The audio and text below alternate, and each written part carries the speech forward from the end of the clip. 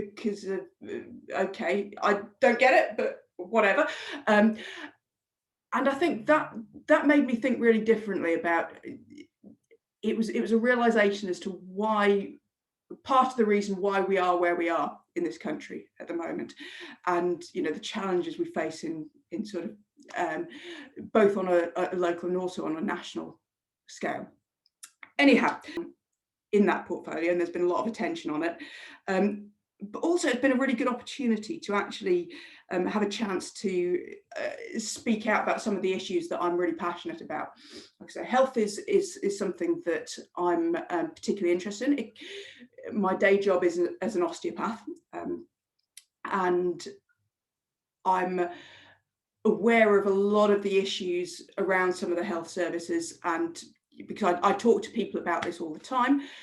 So having the opportunity to sit on the health scrutiny board, for example, and raise questions about some of the issues that are going on, about some of the challenges people are facing in having access to services, and also about some of the large health inequality problems that we've got in our borough.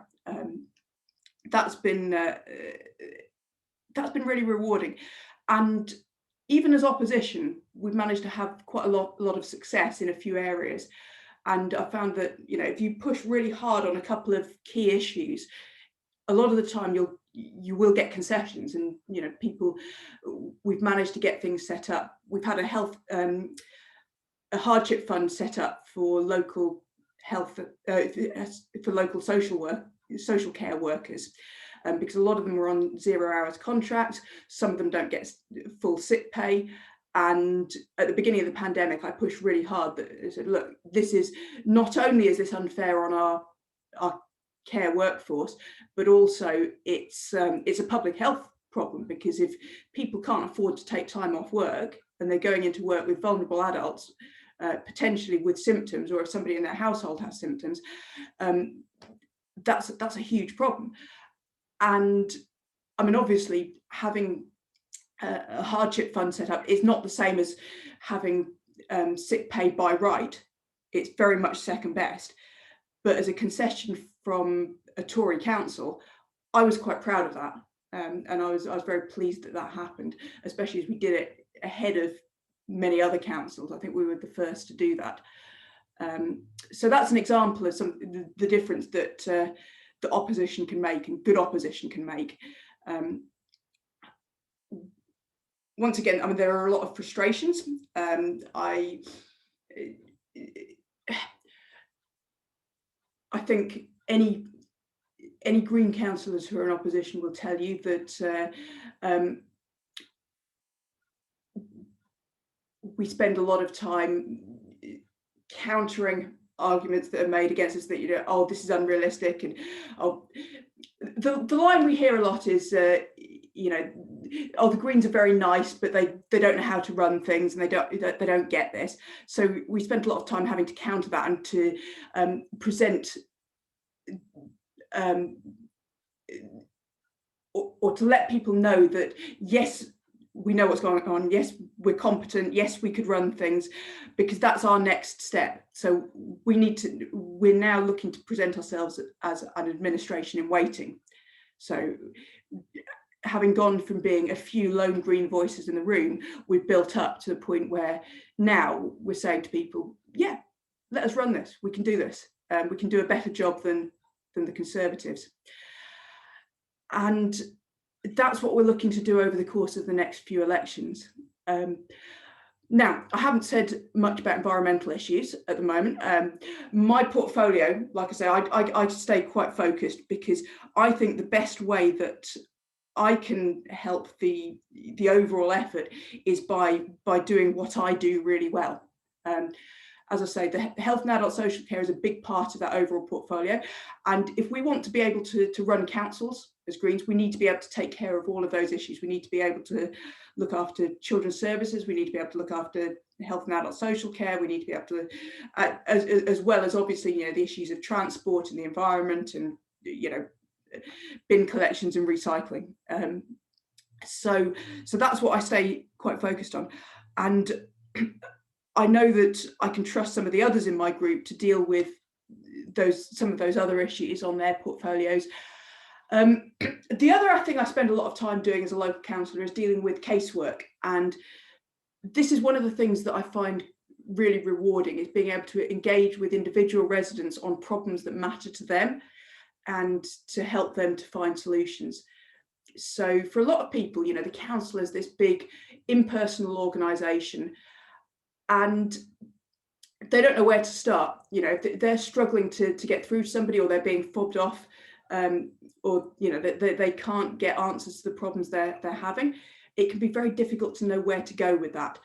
So as a councillor, one of the ways I look at it is we're the human face of the council. You know, people can come to us and say, I'm having a problem with this. And as I say, one of the examples that I like to give is one of my first pieces of casework was an elderly couple who there were some overhanging brambles from the council land that were blocking the entrance to their driveway. So their carers couldn't see to get in and out. The lady's husband, he used to cut the brambles, but he'd recently become disabled and wasn't able to do it. They couldn't get through to the council to do this. They tried a few times and had no response. So all I did was send an email to the relevant council officer and say, can we take care of this? Within a couple of days it was done. And it was a really small thing, but when I spoke to that lady afterwards, and she said to me, it's the first time I've spoken to a politician who's actually done something. Yeah, I think that meant a lot. And I think those little things are a way that we can help to rebuild people's trust in politics and politicians. And it's about showing people that, no, politicians aren't all the same. But the only way that you can get that message across is by personal experience. Like I said, we can stand there, we can say that, but until people have those experiences, it won't mean anything to them. So I think being able to get out there and do that and make a difference, that's something that I think is really important. And as I say, you know, some of the things that I look back on and say, yeah, that I'm really proud of that, are those little things for individuals. So, you know, it's not changing the world, but it's making a significant difference to somebody's life. And having the power to do that and to be able to speak up for those people and people who might not otherwise have a voice, that's really important. So for me, that's why I've fallen in love with it. And I wasn't expecting that when I first said yes. I first agreed to stand as a target candidate, but I've become a lot more involved or a lot more passionate about it than I thought I was going to. And I guess that's where I will stop and ask for questions. Thank you so much. That was really interesting, and I'm just so fascinating about your experiences as a councillor and why you want to help people and make those voices heard, and it's so fascinating to hear from you. So thank you. I think Seren has the question, so if you'd like to answer some, Seren, go ahead and read them out. Yeah, I do. So the first question we wanted to ask was, what barriers, if any, do you think you've come up against as a woman in politics?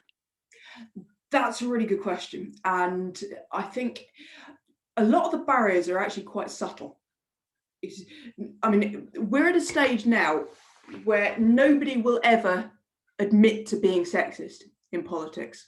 You know, nobody's going to stand up and say, you can't do that because you're a woman. So as far as that goes, I mean, that's progress. You know, let's remember where we're coming from with this. So that's a good thing. But at the same time, there's a lot of the stereotypes and the barriers there are still there. And I'm going to give you an example of this. Now, the leader of our council is a very white male. I say that in a, I mean, there's nothing wrong with being a white male. I mean, I mean, some of my favourite people in the world are white males. So, but at the same time, he definitely fits the stereotype of somebody who's a little bit unreconstructed and maybe hasn't thought too much about the privilege that that carries. Now, he's got a bit of a habit of when somebody says something that he finds challenging or irksome, he'll shout, and he'll shout quite aggressively. Now, if anyone other than a white male was doing that, they would be labelled as overly emotional or aggressive. Because he is who he is, he gets away with it. And this drives me nuts, because he shouldn't. And he shouldn't be treated any differently from anyone else. I received some feedback, shall we say, from via a friend of a friend, via some of our Conservative opponents, and apparently they were talking about some of the Green councillors, and they were saying which ones they liked and which ones they didn't like, and and apparently I'm too aggressive, which I was delighted by, because I mean, to me that's just code for a brown woman with an opinion. But when I look back at some of the interactions that I've had with some of the, especially some of the Conservatives, and you replay those interactions, you think, I wasn't the one who was shouting there. I was asking some very reasonable questions, and I was being shouted down. Now, had that been the other way around, I wouldn't be the one who's being pigeonholed as aggressive. So I think the barriers come in ways like that.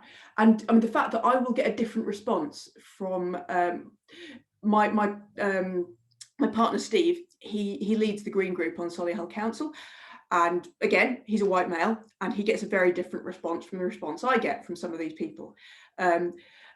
So I think that is a challenge. And I mean, a lot of the time, this doesn't bother me at all. I take it with a pinch of salt, and because I think once you can see it for what it is, it makes it easier to sort of put that aside and say, okay, that's just the way it is. Look, if they weren't calling me aggressive, if they weren't upset about the things I was saying, if I wasn't making people angry, actually I wouldn't be doing my job. So it's being able to accept that some of that goes with the territory. At the same time, there are times when I find it quite challenging.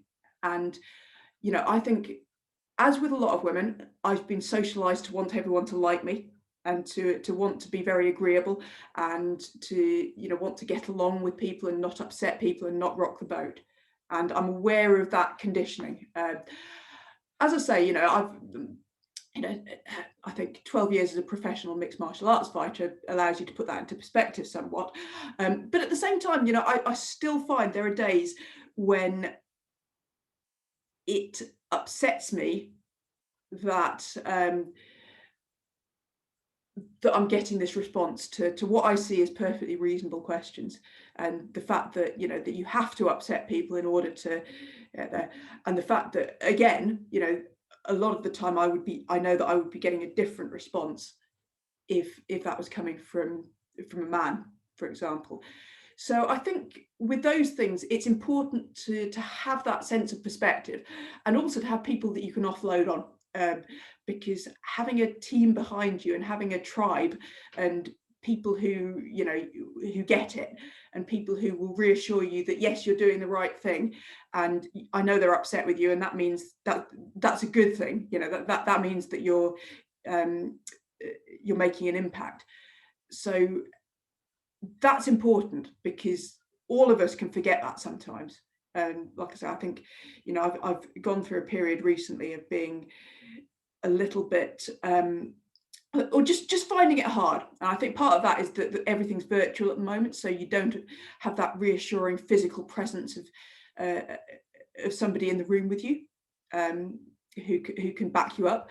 And as I say, we've got, lots of Green councillors who are in small groups or on their own on councils, and they must struggle with this all the time. So I think it's particularly important for those Greens to have that support from our national organisations who can back them up and say, yeah, you're doing a good job, keep going.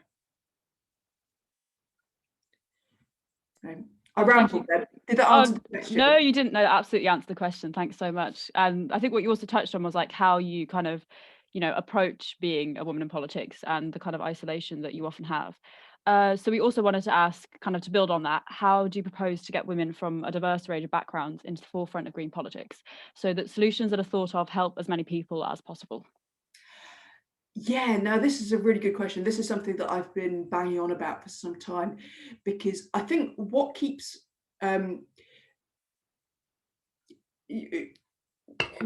people from diverse backgrounds out of politics, it's not that they're not wanted, because I think particularly in the Green Party, I mean, certainly in Solihull, actually we'll jump on any candidates we can get, especially, from diverse backgrounds. So it's certainly not that we don't want them. I think some of the challenges are more around people feeling able to put themselves forward. And a lot of the time, again, this is another place where conditioning comes into play, because if you've grown up not feeling that you've really got a voice and not feeling that you're somebody who's allowed to speak up about things, and again, that can be quite subtle. It might be that nobody's actually said that in so many words, but if that's the feeling that you get, then it can be very hard and to put yourself forward and to say, I want to go and do this, and it can feel like you get a lot of pushback from people. As I say, I get thought of as aggressive for asking reasonable questions that challenge the status quo and not wanting to be fobbed off with the usual bullshit. And as I say, even for me, I find that difficult because I don't want to be thought of as aggressive. I want to get on with people. I want to like people. I want people to like me, and that's a human need. I think we're social animals. We want people to like us, and when you're dealing with people, regularly, even when they're people we don't agree with politically, we don't necessarily want to be thought badly of by them.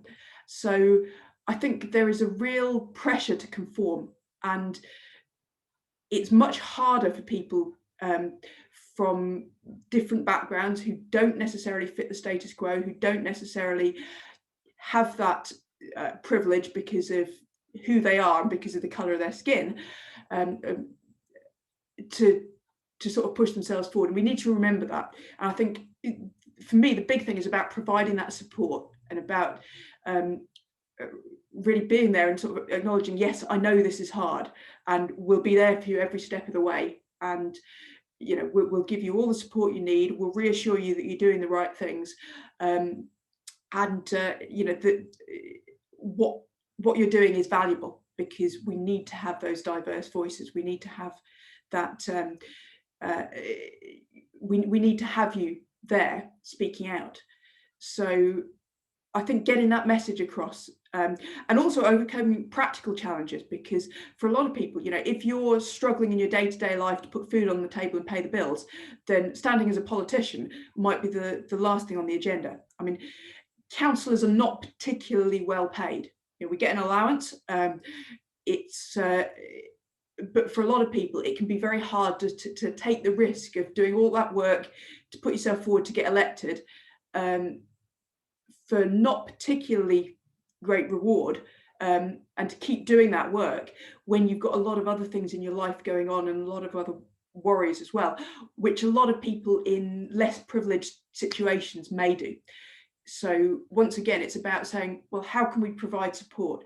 And in some cases, that support might be financial in the sort of grants to overcome some of those hurdles. So things like, assistance with childcare, for example, and things like that keep people out of politics. It might be sort of acknowledgement of some of the additional challenges people face. So if somebody's, got additional disabilities, for example, how can we make that easier for them? And it's looking at those on a case-by-case basis. You've got to look at the person and the challenges that they're facing. So there's no one-size-fits-all answer to that, unfortunately. But but I think it's particularly important to keep in mind that the barriers that stop people at the moment, I think, are the hidden ones. They're not the ones that you, like I say, nobody out there is saying, you know, we don't want brown people on the council, you know, or at least, yeah, I say that. There are occasionally councillors who come to light who are doing that, but generally speaking, you know, people are unanimous that that's not acceptable, or almost unanimous that that's not acceptable these days. But what's still much more a problem are those unconscious biases, and unconscious bias is a real thing. You know, I have mixed views about some of the unconscious bias training that people get sent on. I'm not sure that that's always very evidence-based or very helpful.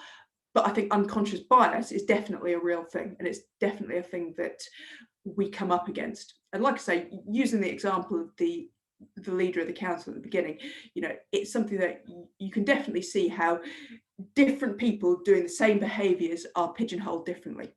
I mean, it goes back to the whole thing about, you know, men are assertive and showing leadership qualities, and women are bossy and aggressive when they're doing exactly the same things. We need to challenge that.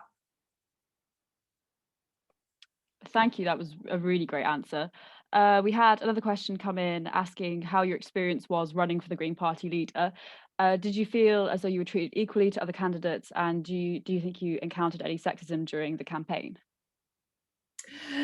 In general, I think the Green Party is very good when it comes to this. I think if you're a woman in politics, being a woman in the Green Party, probably be a woman in any other party. You know, I think overall the response I got was very positive, almost across the board. I'm going to say, was there any sexism? I mean, there was one particular incident that stood out as a case of being some very obvious mansplaining going on. I think both myself and Sian were sat there going, oh. But aside from that, I think in general, the people I spoke to were really very positive. As I say, I do think that we do need to be conscious that unconscious bias is still a thing, even in a party where probably a majority of our senior elected Greens and sort of women in leadership positions, we punch above our weight in terms of the proportion that are women. But even in that context, I think we still need to be aware of those unconscious biases coming across, and the way that, you know, women can be stereotyped, either intentionally or unintentionally. You know, I think it doesn't. We don't necessarily need to assume bad intent in order to point out that women are being perceived differently for the same behaviours. So that's something to very much to stay on top of, and to point out when it happens. Like I say, you know, I think with any political campaign, any leadership campaign, you do expect a bit of pushback, a bit of rough and tumble. Again, it would be nice to live in a world where everyone played the ball rather than the player. And, you know, focused on the issues rather than, you know, the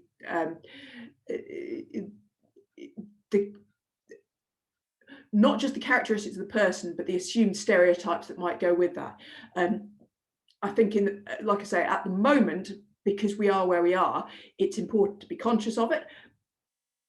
But ideally, you know, we want to aim for a world where everyone is treated the same, regardless of those personal characteristics. Thank you. And another question more about kind of general politics. So you mentioned obviously you have a day job and you're very accomplished in like so many impressive areas. So do you think it's useful for politicians to have other jobs / organisations to be kind of more well-rounded and understanding? Absolutely, yes. I think it's important to have experience of quote unquote the real world. I mean, when I say the real world, there are lots of different real worlds. You know, there is not just one real world. And, you know, whether you come from business, whether you come from a health background, whether you come from, you know, you've had experience of being a single parent family, or, you know, living in poverty, or all of those things are really valuable experience that people can bring. And it's important that we get as many of those different experiences as possible in our elected representatives, because I mean, as I say, I know that I bring a lot of my personal experience to work with me as a councillor. You know, so when I'm speaking up on committees and on boards, I talk a lot about mental health issues on our health scrutiny board, because I've had personal and family experience with that. And it's something that, you know, I always keep saying, what about this?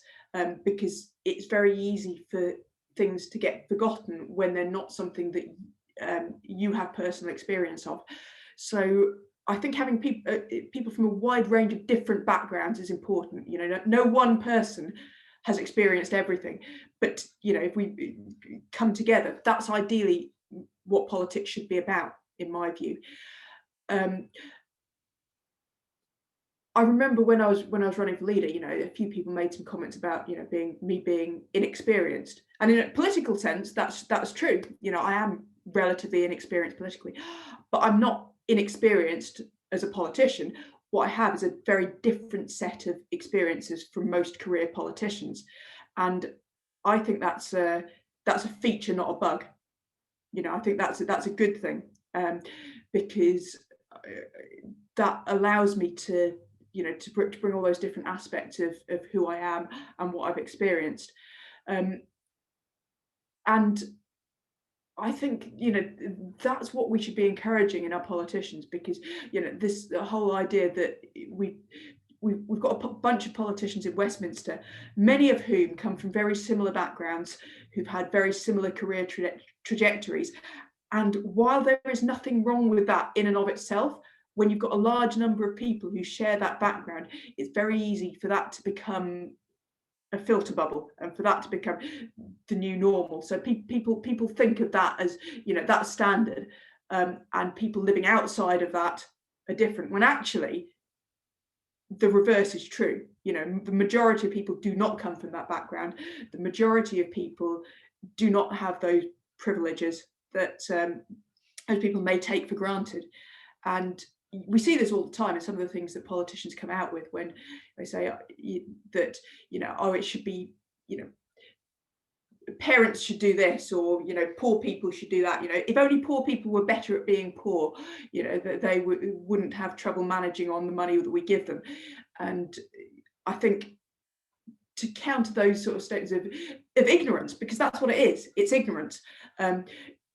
You need people who come from that background to be able to speak out, and we've seen brilliant examples of that with, you know, people like Marcus Rashford and Jack Monroe, who do a really good job of speaking up and saying, look, you know, I've got experience of this situation, and it's not how they're telling you. And we need more of those people inside politics as well as outside politics. I mean, like I say, you know, they're doing a brilliant job of campaigning, and that's absolutely a great thing. But wouldn't it be wonderful if we had more of our elected MPs and elected councillors who were speaking out directly from personal experience about these things? And I know that there are some MPs who do that. You know, I mean, I'm not discounting the fact that there are some MPs who come from different backgrounds, healthcare backgrounds, you know, more deprived backgrounds, diverse experiences, but there aren't enough of them yet, and we need more of that. Thank you. Yeah, I think that really sheds a light on probably the major problem in politics today. I think it's probably our last question now, because it's all we got time for. But someone wanted to ask how you feel about the use of social media to get out the green message. And this is someone who got to know you through your Twitter account, and whether you think that we as a party do a good job of social media, and how and if we need to improve it. I think social media is a double-edged sword. I think there are some brilliant things that you can do with social media, but it's always important to keep reminding yourself who you're talking to, because it's very easy to talk to a filter bubble. And to surround yourself with people who think like you, who tweet like you, and then all of a sudden you're shocked when, I mean, for example, Trump gets elected. And I think that's the thing with social media. It allows you to select for a group of people who think very similarly to yourself, because we all we like to be around people who are like us. And while on the one hand, there is nothing wrong with that. There's nothing wrong with building that support network, building that community. It's also important to keep in mind that that is not all there is. And that there are a lot of people out there who don't share that view, and who maybe you are not reaching with that social media message. So, I mean, for example, I have different audiences on Twitter and Facebook, and I use them differently. On Twitter, I'm mostly talking to Greens. I mean, I've got a few local residents who follow me as well. There's a few, opposition councillors who follow me, and I always have in mind that they're reading this as well. But most of the people who follow me are people who are sympathetic to what we're saying. They're people who share some similar views. They're Greens or green-minded, so green-minded members of Labour and Lib Dems as well. And as I say, that's really useful for what it is, for what it does. But that's not all there is. And I think it's very easy to start to think that Twitter is reality, and sometimes you've got to sort of take a step back and actually, I'm taking this way too seriously. This is just Twitter, and when you get out and you talk to residents on the doorstep, none of them are reading my Twitter, and most of them don't care about the issues that we argue passionately about on Twitter. Most of them have much more pressing day-to-day concerns, so it's important to keep those things in mind. And I think as long as you do, social media can be really valuable, but I've seen people get lost in it as well, and it can become, from a mental health point of view, there are definitely drawbacks to social media as well, because it can feel like, I mean, certainly when you end up under a pile on Twitter about anything, it can feel like everyone's attacking you and everyone's against you, and it can sort of, it definitely has a real effect on mental health. And I think sometimes it's important to take a step back and go, actually, this is a small group of very vocal people. Most of the world doesn't think like this. Most of the world doesn't care. And sometimes it's really necessary to take those mental health breaks, I think, from social media. In terms of putting a message out as a party, once again, I think there is some good work that we can do in reaching out to people who are like us. And I mean, that's one of the ways we get members, right? By reaching out to people who that green message will resonate with. Once again, we need to recognise that isn't everybody. And in a first past the post system, that isn't usually enough to win elections on its own. So we need to make it's not a substitute for getting out on the doorsteps and actually talking to people out in the real world. At the same time, it's if you're using it in the right way, you can use it to draw attention to important things. You can use it to sort of start important debates as well, and raise issues that you think need to be discussed. At the same time, the other thing with social media, and particularly Twitter, is that it can get very one-dimensional. Twitter selects for things that are easy to express in short, bite-sized sentences, and actually the real world is a lot more complicated than that in many respects. So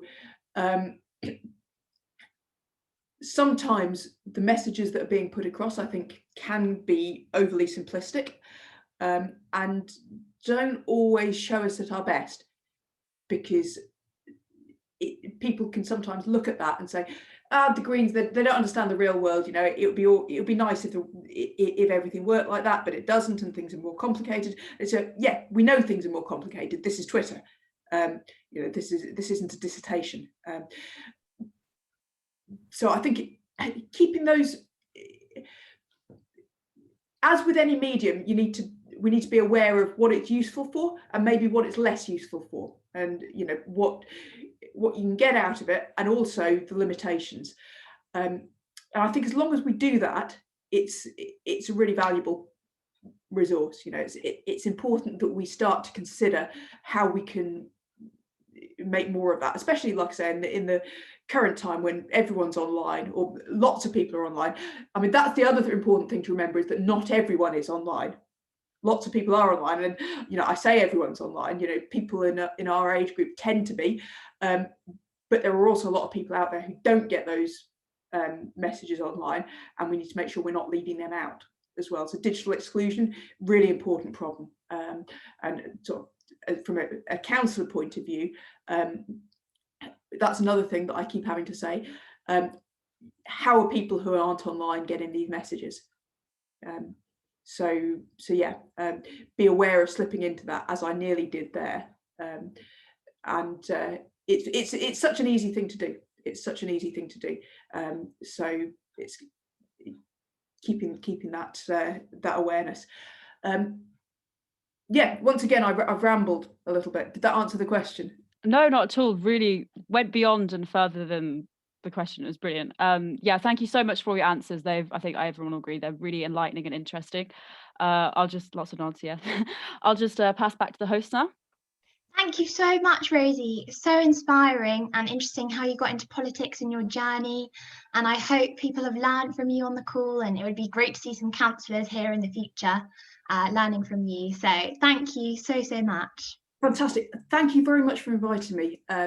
And just as a final thing, if anyone does want to get in touch about more information and has any other questions about becoming a councillor, or any other support that you need in order to consider that, then please do get in touch with me. With my AGC hat on, we're also here to support people who are councillors. So some of the things I talked about, the mental health issues, feeling supported, feeling that you've got a team around you and people reassuring you that you're doing the right thing, those things are all really important. So if I can help from that point of view, do get in touch. I'll put my email in the chat, so you can contact me, and I'm very happy to take that further. Thank you so much. Amazing. We have two Rosies this morning because unfortunately Lily has a migraine, which is really sad, so she can't make it. But we have the amazing Rosie Rawle, so we're going to have a quick 5-minute break just to rest from the great talk that we've had. And then we'll be back to talk with Rosie very soon. So yeah. See you soon. Thank you. See you in a minute. Yeah, 5 past.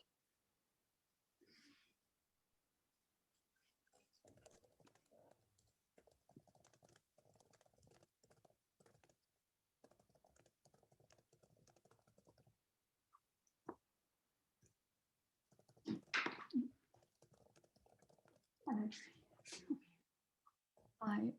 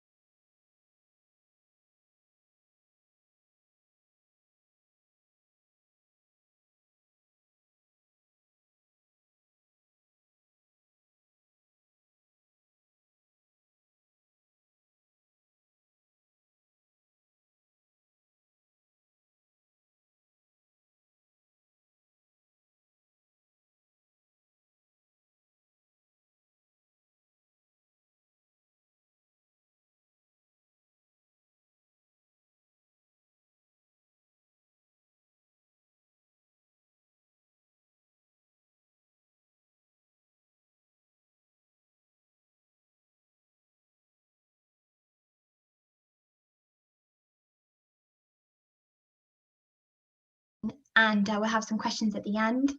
And then also our safeguarding is Emberly still, so if you're worried, just send over her a message and she'll get back to you. So Rosie, if you're ready, off you go. Great, thank you so much for having me. Am I buzzing? Sometimes I buzz at the start. You're buzzing a tiny bit, but I am buzzing. I can just try and switch. Is that any better or worse? yeah, that is better. Just click all the buttons. Great. Thank you so much for having me, and what an amazing turnout on a Saturday morning. Wonderful. Well, 7 minutes in, but still feels like morning, doesn't it? No, it's lovely to see everyone, and congrats to the team for putting this together.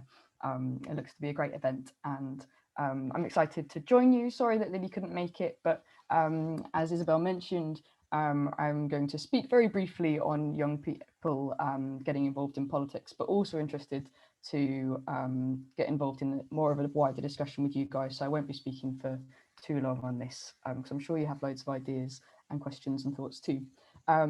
So I thought I'd speak, briefly about how young people can get involved in politics, but also maybe start by talking about the importance of young people in politics. And by that, I mean big P politics and little p politics, so political party politics, but also the wider politics that we're involved in, from social movements to trade unionism to kind of wider activism, and where the Young Greens fits into this, and our power as a movement as Young Green Women, and what we might have ahead of us.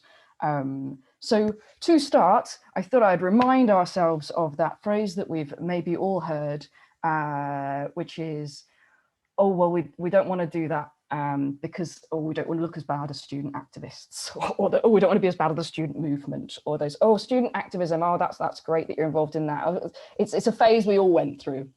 Oh, and it makes my skin crawl, and I do feel that there's this kind of like quite a lot of a kind of patronizing narrative that is attached to young people being involved in politics, and often we're judged for it, for kind of going through it as a phase, or being young and idealistic. And I would like to just basically start by saying that every person that you've heard who has ever said this is severely underestimating the student movement and young people in politics, and basically, I would argue, ignoring all history of social change.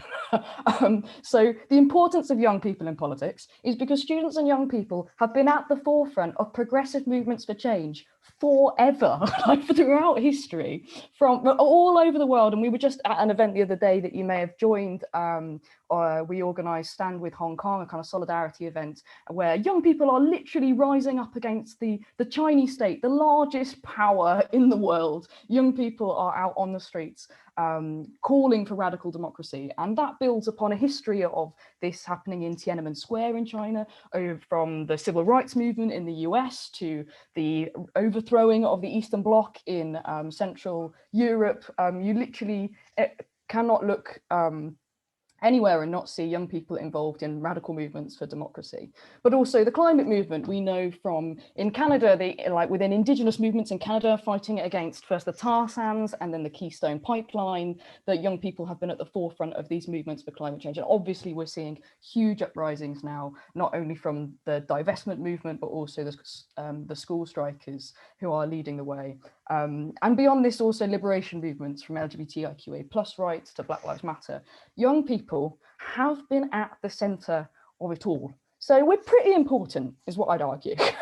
and our involvement and our radicalism is literally vital for the success of so many historical movements, and will be to come. And the interesting question is, why is this?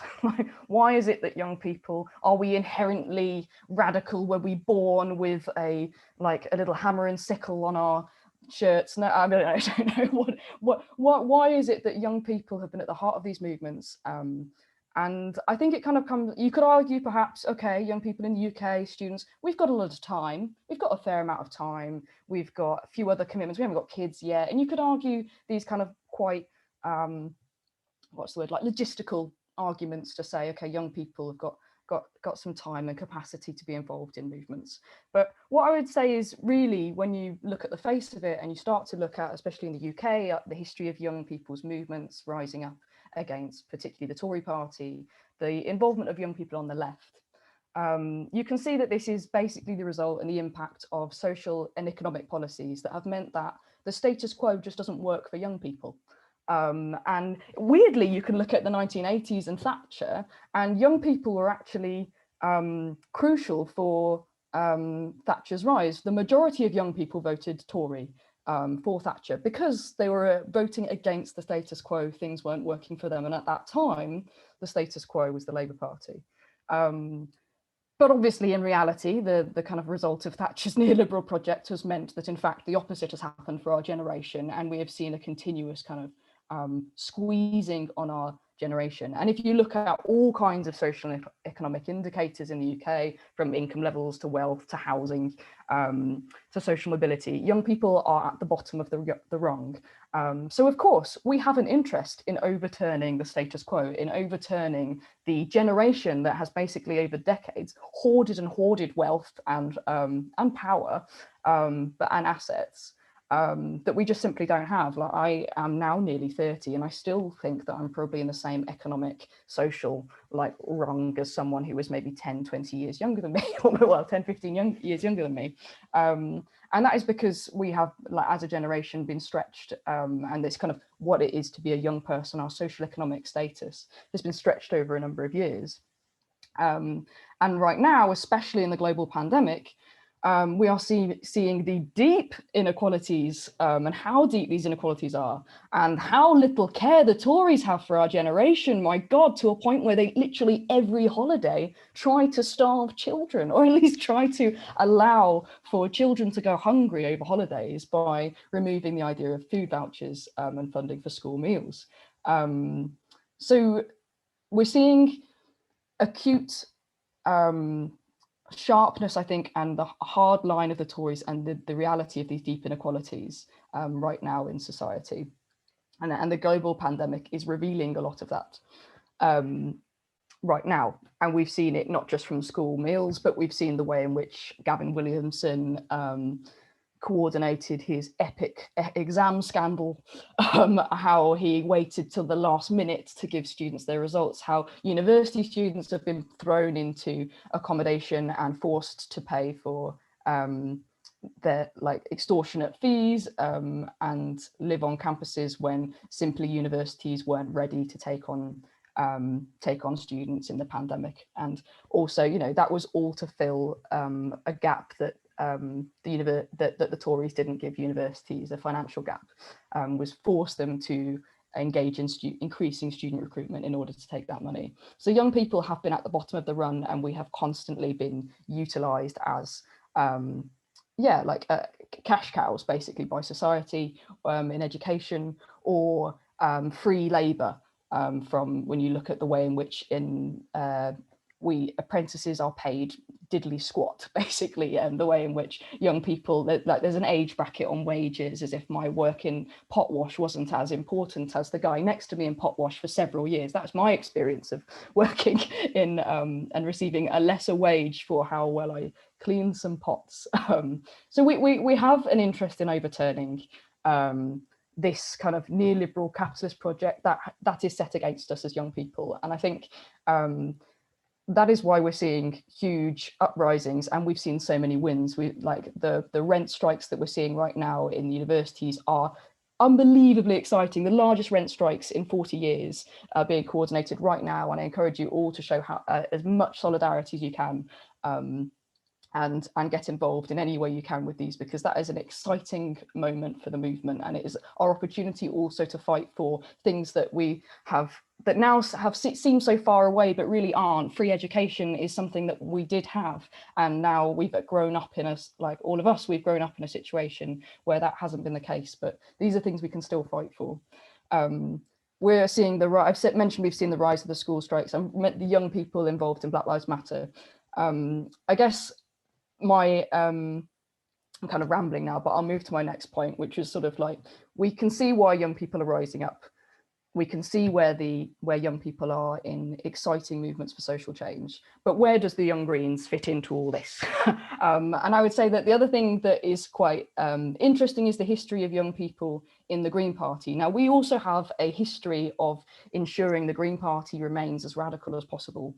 We have a history of pushing the party to the left and making sure that it does stand up for young people, and that we that we're not creating and envisioning a society that doesn't work for us.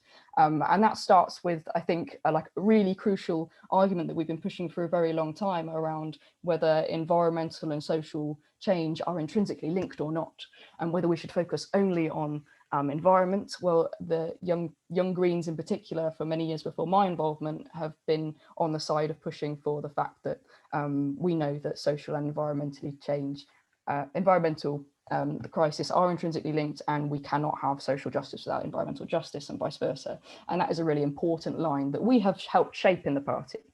And the second is around liberation politics, and we're seeing that play out now, and the fight for trans rights, and we're really proud of our position, and the Young Greens will always be at the forefront of that movement as well. But we have always, Hannah Claire, I can see on my screen, for example, those before me have played a really important role in ensuring that the Green Party, before any other parties, were way ahead on liberation politics than others, and that is really important. So we have a history of doing this, and I think we have a lot of opportunities going ahead as well. And this year, in fact, you'll see that, well, in fact, next Wednesday, we are, as the Young Greens, organising a programme of political education that's quite new. We're starting with a lecture series on overthrowing capitalism. Well, it's in four sessions you'll learn how to do it. We're starting to look at that kind of the basics of our politics, and try to give people a real understanding of why society is organised like it is, and how we organise to overthrow a system that doesn't work for young people, doesn't work for the most vulnerable in society, and only works for a particular elite. So please do get involved in that. I think that, like, we recognise that in order to change the world around us, we do have to learn about it and understand how we can challenge those processes. But also we're delivering campaigns, you guys, in groups, and like, I know that it's kind of tricky times right now, but there's a lot of opportunity as we break out of lockdown to start coordinating campaigns that see material change and see other people get involved in the Young Greens and join our movements, but also our solidarity with movements like the student strikes, with university students calling for free education, with school students calling for climate activism, like we have, and young workers calling for decent work and decent pay. We have a really important role, I think, in involving ourselves and embedding ourselves within those movements, and electing young people also into seats of power in local government and beyond. And fun question before I end is, does anybody in the chat know the average age? Has Rosie already done this? I should have arrived for a start, but does anyone know the average age of an MP? Feel free to throw it in the chat. Oh, 101, yeah, good shout. 54, too old, yeah. 50 is the answer. A number of you were like almost spot on there. And how about a councillor, a local councillor? Any shots for that? 60 straight up, 65. Yeah, 61 in the UK. 61 is the average age. So we have a role to play in electing amazing young people to these positions where we can utilise the power of local and national government to support those movements that I was talking about before, to ensure that policies are kind of directing in towards their goals. So I think we've got a lot to do and a long way to go, but your involvement now is the start of all that. And I just kind of wanted to say that when someone says to you, oh, it's nice that you're involved in the Young Greens for now, or nice that you're involved in politics or on the left, we were all on the left.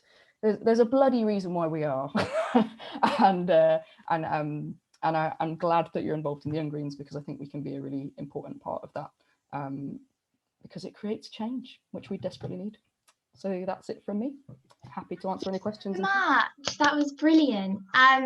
We would love to have some discussion, because obviously we've got Rosie here, and it would be great to talk to her. If any of you guys have questions, you can put your hand up and you can ask them out loud. I think we have a few sent in, but we'll just open it up if anyone has anything they want to say now. If not, we can go to the ones we've sent in. Doesn't look like I can see anyone. So Saren, did we have anything that we wanted to ask Rosie? Yeah, I've got a few questions. Oh, sorry, my mic. So first question is, how can university groups and other Young Green groups keep going and maintain engagement during the pandemic? Good question, and many of you will have experience of this, the struggles and the highs and the lows, I'm sure, and like kudos to any of you that have managed to keep a group going through this, because it is so difficult. And I guess I would like take my learning from other groups actually, because like I've seen some great work from groups that have been working at it, and essentially like maintaining relationships, I suppose, within your groups is like really important. And so regular contact and regular meetings and regular events just that keep you all chatting and keep you all together is really important. And I've seen and then other like online events, I've seen like pulling in new people as well. So creating things like open for anyone, just so people have a try and a taster and they know you're there, alongside like events that are kind of more social and about keeping the team together. And I've watched the Oxford Young Greens, like funnily enough from afar, even though I'm quite involved in the Oxford Young Greens, but the Oxford student group in particular has done some awesome work in like running kind of consecutive alternate is the word I'm looking, alternate events where they run a social followed by a big online talk followed by a social by an online talk, and they kind of change those up. So I guess I always used to say when I used to run workshops on like how to get young people involved in your group or organising on campus was events. And I think the same thing stands, but I also used to say face to face. So now I'm kicking myself. But the number of times that you can just keep getting people back to you so they know you're there, so they can get to know you and build like relationships is I think one of the best things. I think there could be some really creative things that we could do, like kind of coming out of lockdown, and I think the moment that like you're allowed to like organising even socially distanced meetups if people feel comfortable, like is going to just be like really important. I think that any opportunity where you can like creates create so many more opportunities than when you're on Zoom, as much as we love our little rectangles. But there are, I think, what else would I say?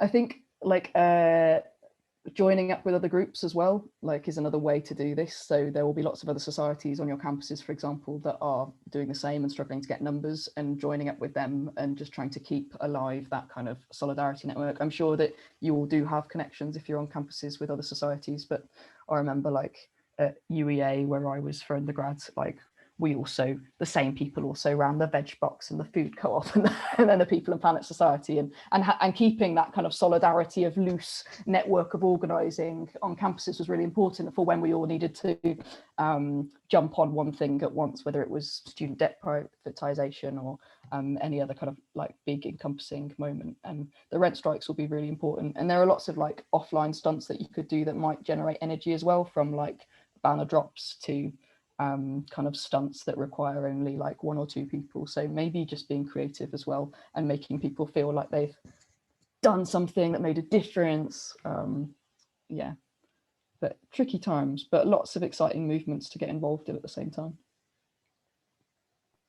Thank you. That's some really great advice. So kind of, yeah, continuing on from that, kind of like you're talking about like stunts in a more specific way, perhaps. Do you have any like examples for important actions that young people could take against like the treatment of university students during the pandemic? So like costs, teaching, rent, obviously there's so much, but yeah. Yeah, I'd be interested to hear if other people have ideas too on this, like maybe people can throw things in the chat if they do.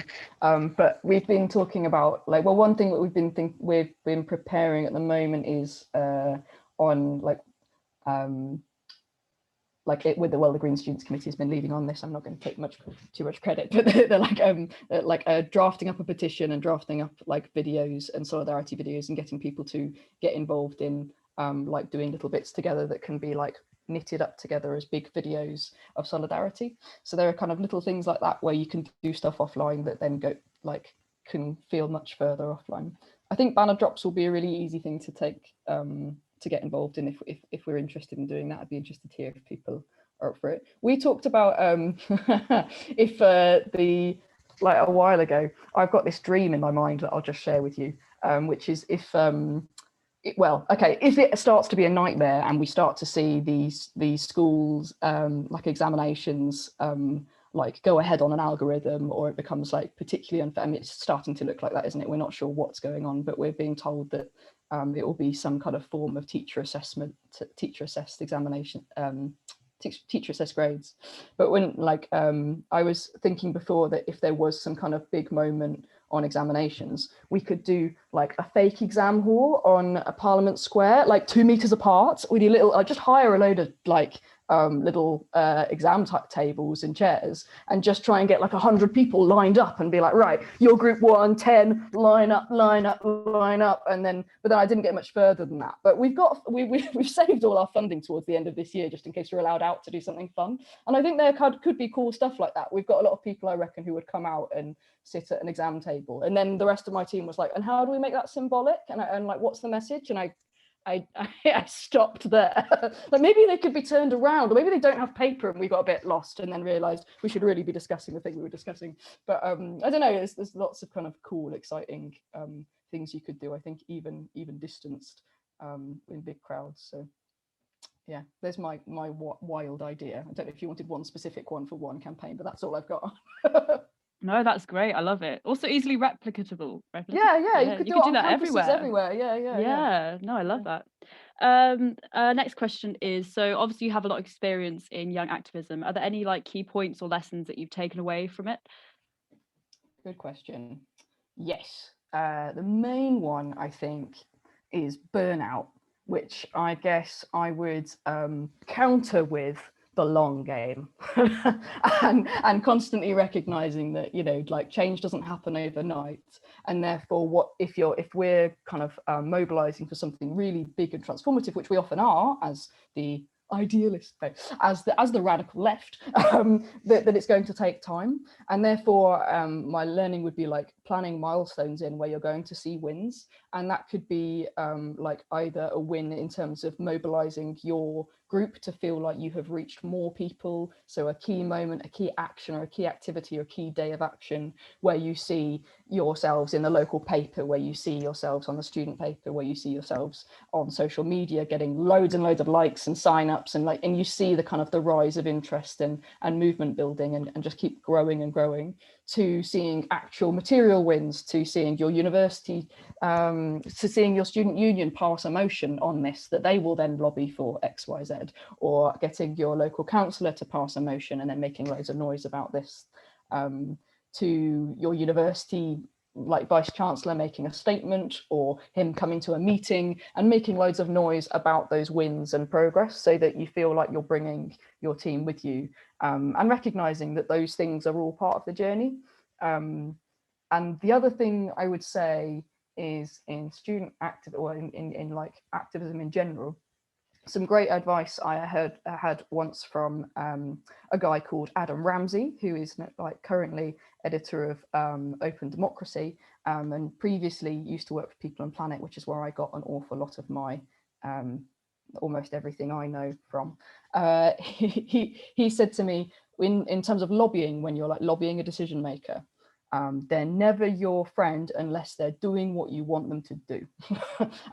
and that was so useful to me, because it was the first time I was going into like meeting with vice chancellors, and they're always so nice, these people, these decision makers, or they seem nice, or patronizing, but they still mostly seem nice. So the ability to I think the opportunity to have someone tell me like, oh no, you just have to keep pushing, or you smile and nod, but until they're doing what they're doing, you don't stop. So if they say like, oh, you know, we really hear what you're saying, and I know that you're threatening to do that action on our open day, but it would really help us if you didn't.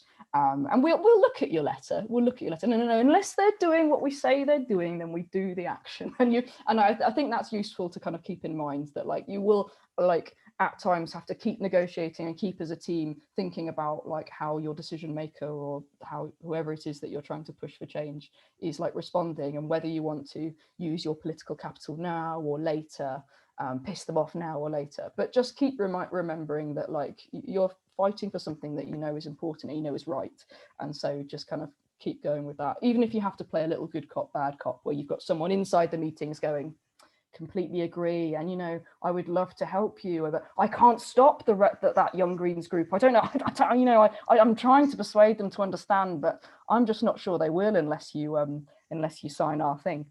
There's kind of some nice ways around lobbying that I found very useful advice.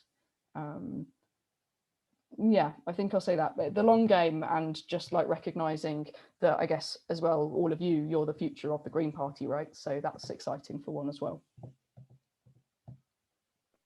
Thank you. That's some really amazing advice. So now we're going to go to Emma, who's got, but very specific and very relevant. So yeah, now we're going to go to Emma, who's got a question for you. If you want to unmute. Hi. Hello. I had two, and one is more of like a thought than a question. But I was just thinking about like demographics, and demographically how the population is getting older, and how there will be like proportionally fewer and fewer young people. It's kind of a pessimistic thought, but I don't know whether you had like ever thought about that, or how that will like maybe change or whether it will change the way we're active.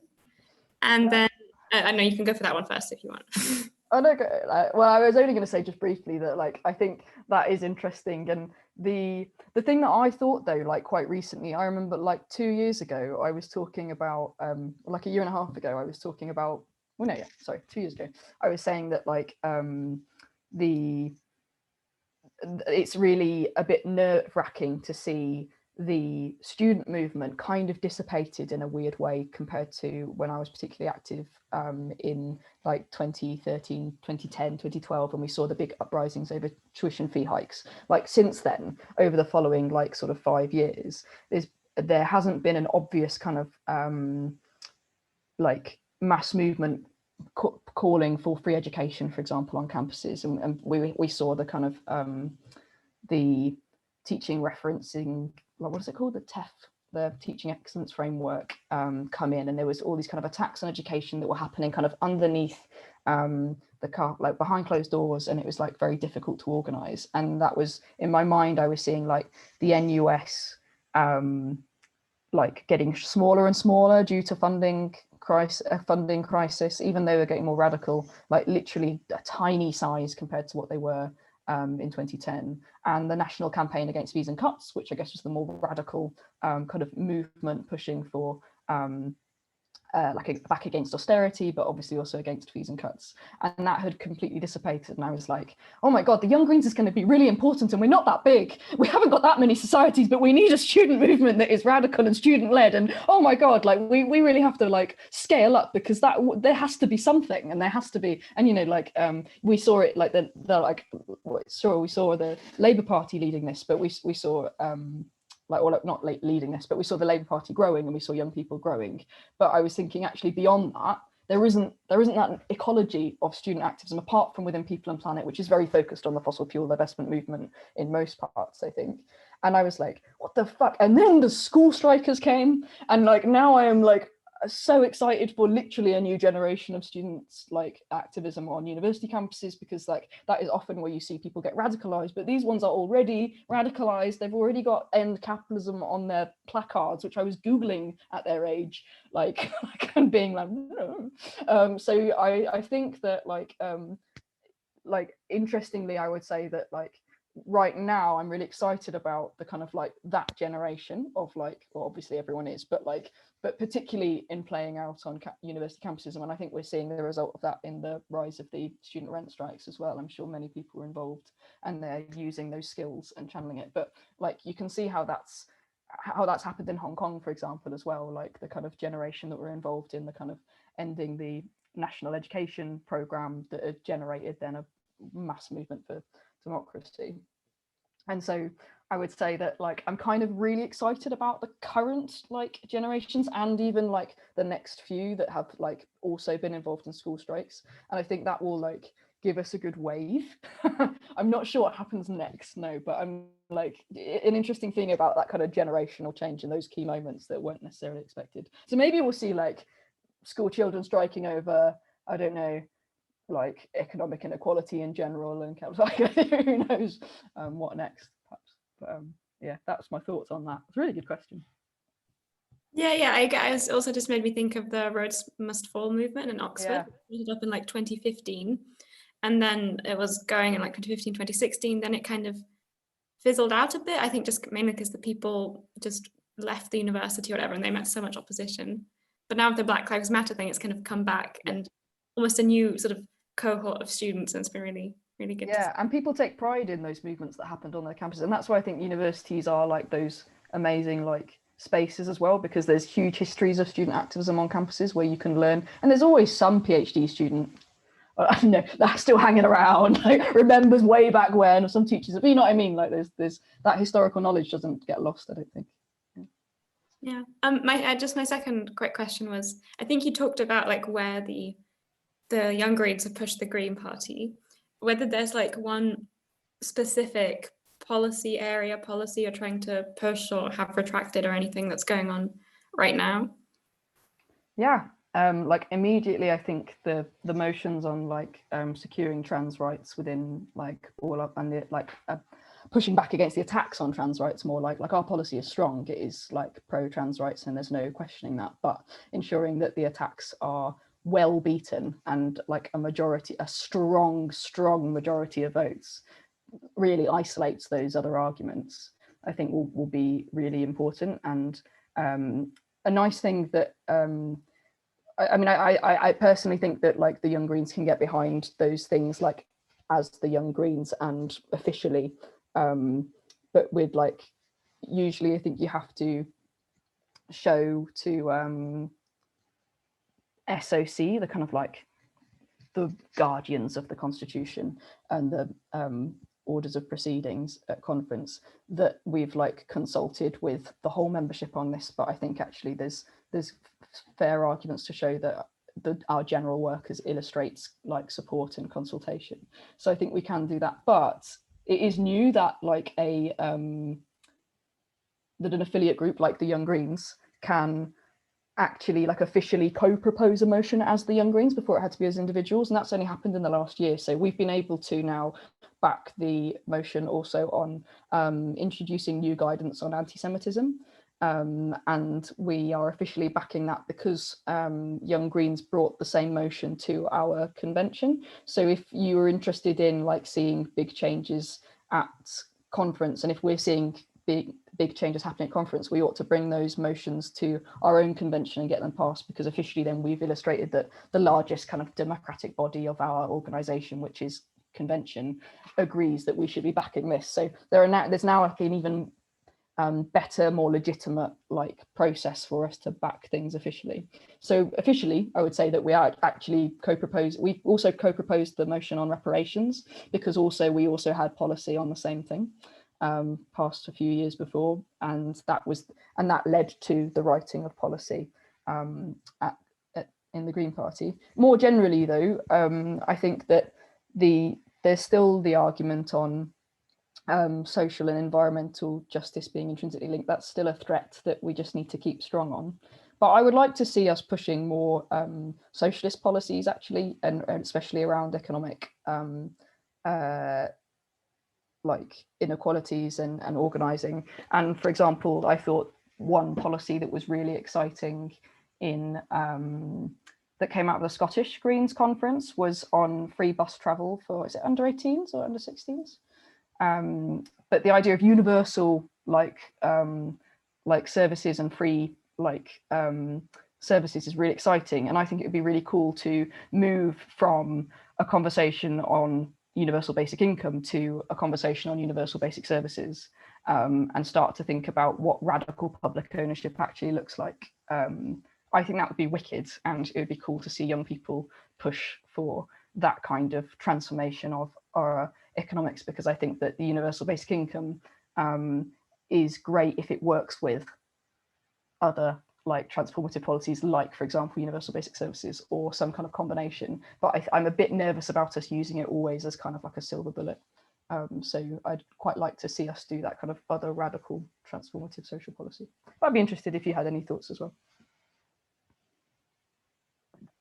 I had a question actually to kind of go back to the university point. A big issue that we've come across in our university society is kind of like student turnover, because you're there for 3 years and suddenly you got a massive group and then like suddenly just everyone disappears and you think, oh no, what do we do now?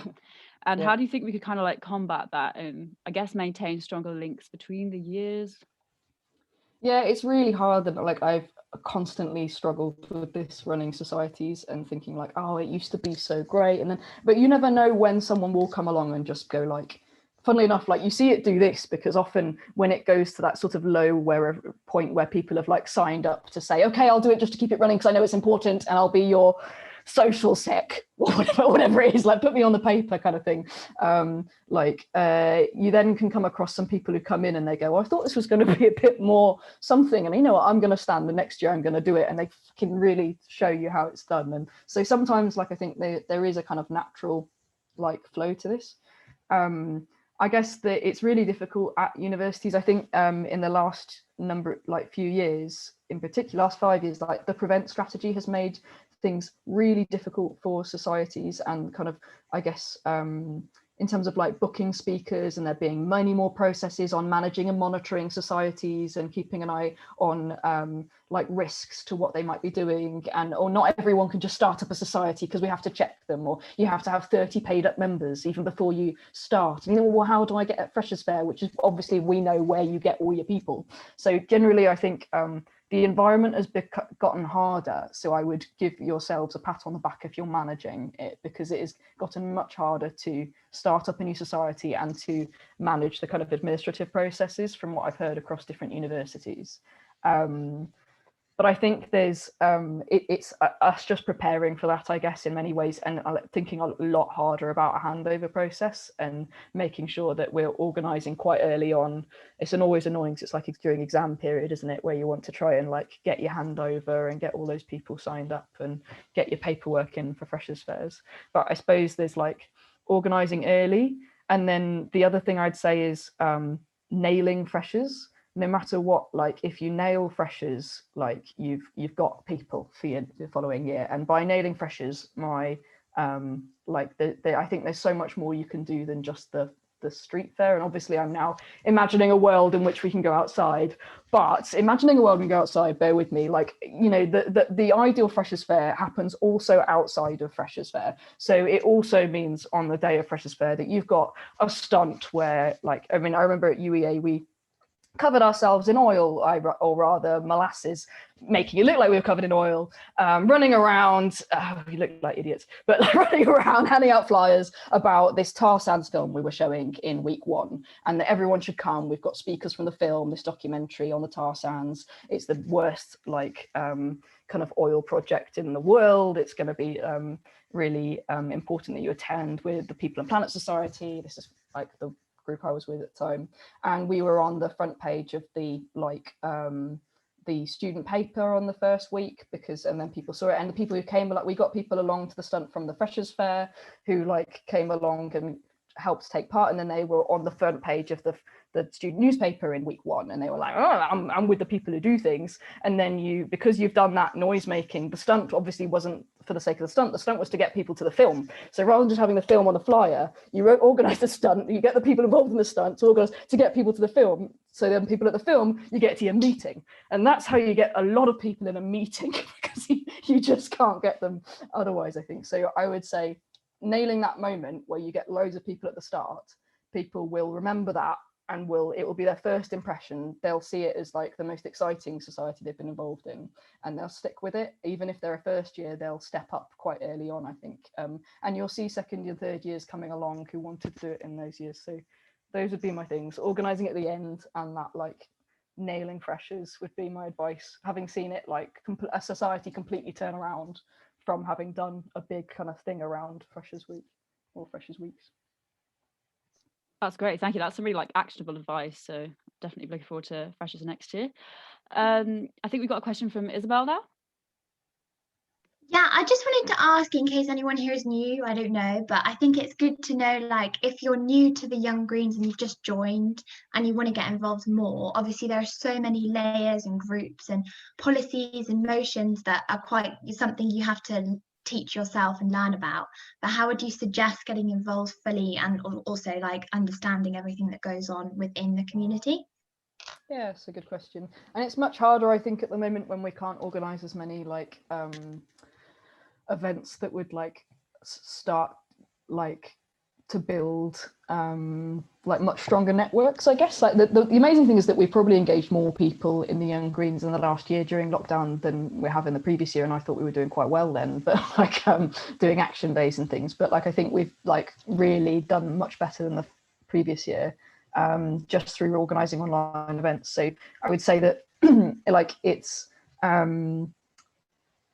like the fact that we're continuing to run these, like every time you come to them, I think you learn something more. And I'm not always running, I always learn something going to a lot of these talks, and you kind of pick up bits, you pick up who people are. And so to come along to talks and online events will always like be very helpful, I think, to helping to understand what's going on. But the other thing is to get involved in local groups. If there is one nearby you, and you can see this on the website, you can look up on groups, see if there's one nearby you.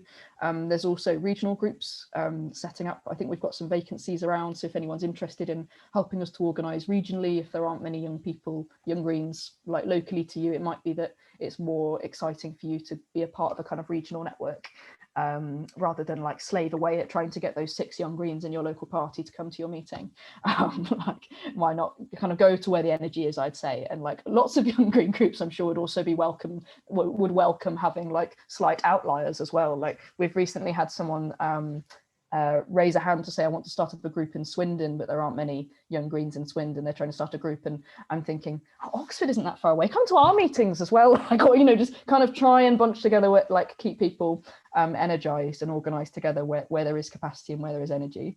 So but yeah, so I'd say like get involved in your local group if there is one, or like have you can also contact admin@younggreens.org.uk. It's also on the website if you want to set up a new group where you are, or if you're interested in getting involved in a regional network. A lot of the kind of regional, there are some regional committees, there are some regional networks organising slightly more loosely at the moment, and that might be another good way, or to start up a society on your university campus. Like Daisy is our staff member who works 3 days a week, and she can help you with the administrative stuff.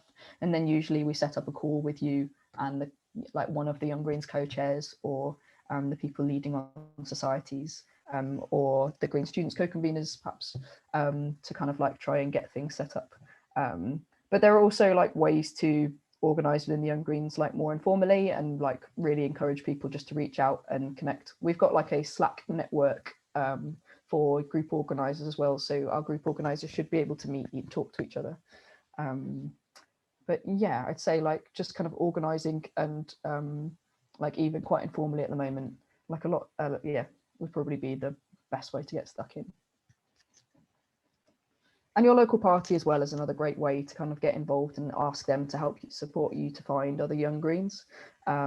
Like a Young Green group can start with 2 people. It can be a very powerful Young Greens group with just 2 people. Yeah, so I'd say start small. Thank you. Another question. So what do you think that youth groups could do to be taken like more seriously? Youth groups to be taken more seriously. I think it's illustrating our ability to have impact is the main thing, and our talent, our skills, our ability to be reliable, to show that we can deliver. And I'd say actually, like in my first year of being Young Greens co-chair, funnily enough, like you would have seen a really big drive in if you're like involved, then you would have seen a huge drive in local elections work. And we knew that organising action days everywhere, not just to support Young Greens either. In fact, in the first year, like it was like many seats we were supporting just Greens and local parties where we thought we could add value to the campaign, where we could help really make those wins. We were going to like target seats all over.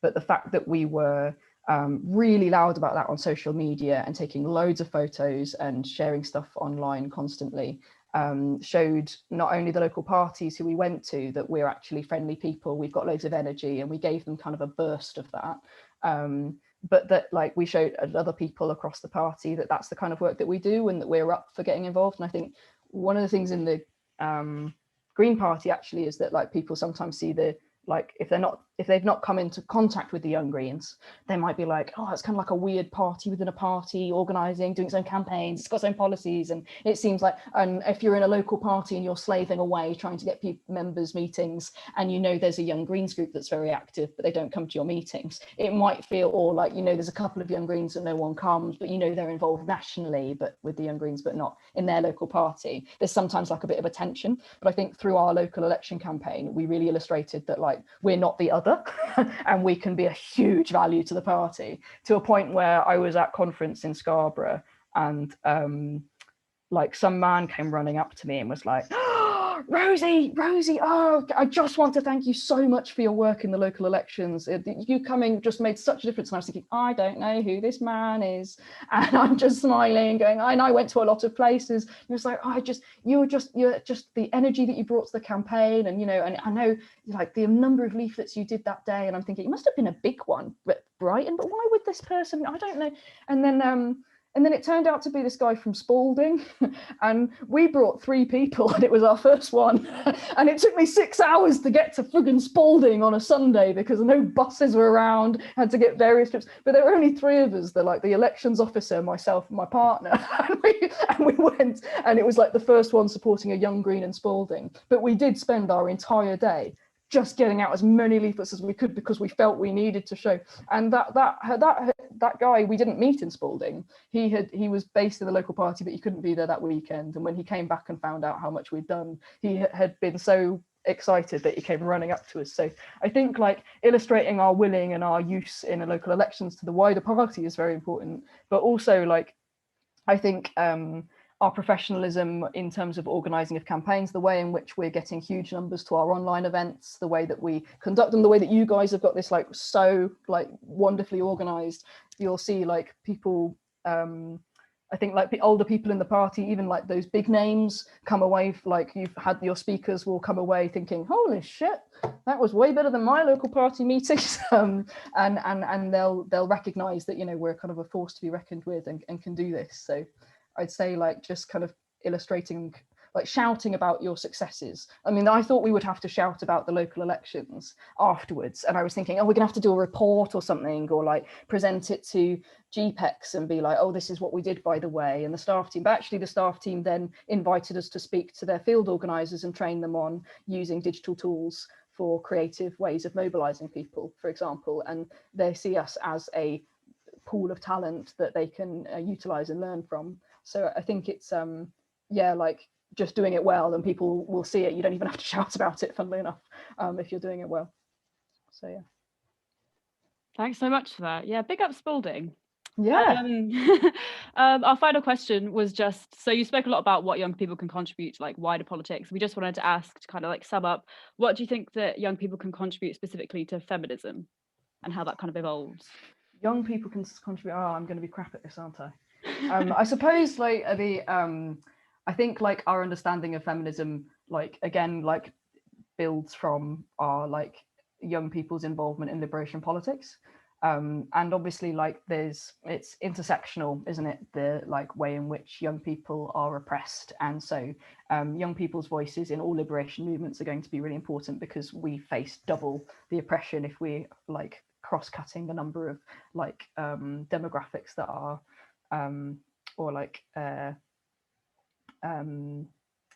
are particularly oppressed throughout history. So I suppose like I think the importance raises from the fact that we've kind of got the kind of double burden as young women, and therefore like it's like vital that we like rise up against those kind of forces like and talk about how they're intrinsically linked. And I was talking earlier about I was trying to think earlier about like how should I make my talk more about young women or young people, and I thought I'll stick to young people because I know what the rest of your like plan is looking like. But I was like remembering that even in the left, like just so many like moments in which you as a young woman are like expected to be X, Y, or Z in politics, and like if you're confident in meetings like you're seen as like a bit fiery, and these kind of words that you hear, oh Rosie's a bit fiery, as my my nan's husband would say, she's quite fiery, isn't she? and how difficult that is, but like in meetings, and it's quite something, it's in certain circles of politics, it is quite interesting to feel to really witness like how people understand you or like think you might act, and I think it kind of builds with experience, but also like recognizing that like every time I'm in a room like that feels like, oh, here comes the Young Green, or here comes Rosie speaking, and she's quite fiery, isn't she? Like, let her do her bit. Like, I think, well, I'm not alone here. I've got the Young Greens behind me, and so I'm not speaking as Rosie in the room. I'm speaking as like the Young Greens, and I know that like the moment I leave that meeting, I've got our team of the exec to work with to plan a strategy, to think about things. So I think that like coordinating as a movement and thinking about those moments in which we have young women stepping up and stepping into those spaces and ensuring that they've got that kind of like support base is just so vital, because it can feel really intimidating. And like the last thing I will say is just like there was one time in which like outside of the Green Party, like in trade unionism and trade union movements in particular, it's just like my experience of like being a young woman in those spaces was also quite fascinating, in that I like the number of times I've walked into a room being the like representative of like the People's Assembly in union meetings, and then someone asking me whether I'm writing the minutes was just like so painful.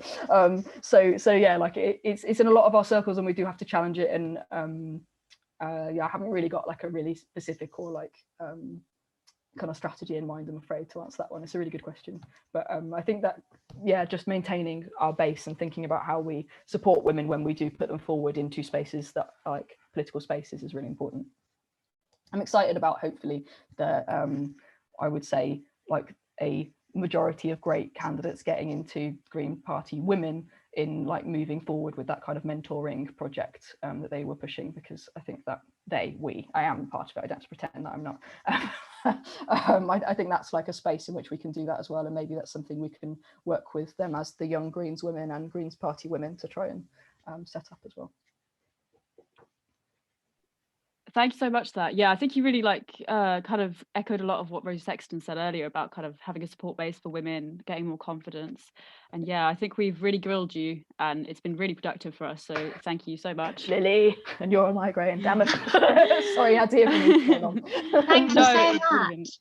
Because absolutely, I completely agree with what you said as well about making sure women are in roles, and then making sure there's a whole community to support them, and that's really important, and something I think as a team here we're trying to do. But thank you so much for talking. Absolutely brilliant. Another great. Thank you for having me. Yeah, thank you. It's 12:58, so we're going to have lunch now for about an hour. And then if everyone comes back at 2, if you want to, it'll be great to see you all. This afternoon, we've got Cleo, who's doing a creative workshop, which is very exciting. And yeah, so just go for lunch and we'll see you soon. Thank you very much. We will soon.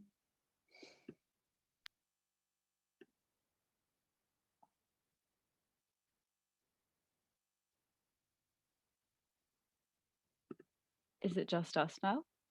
Oh, no. I'm going to go make some food because I'm really hungry. What time are we coming back? 2? No, but are we Oh, going to... us. I don't know if you guys still want to come back earlier, if you just want to come back at 2. I can do earlier. I think so. There's still some people here, so we'll wait. Okay, in the chat. Sorry, I can't see everyone because of the... I'll message you. Okay, yeah. I'll stop.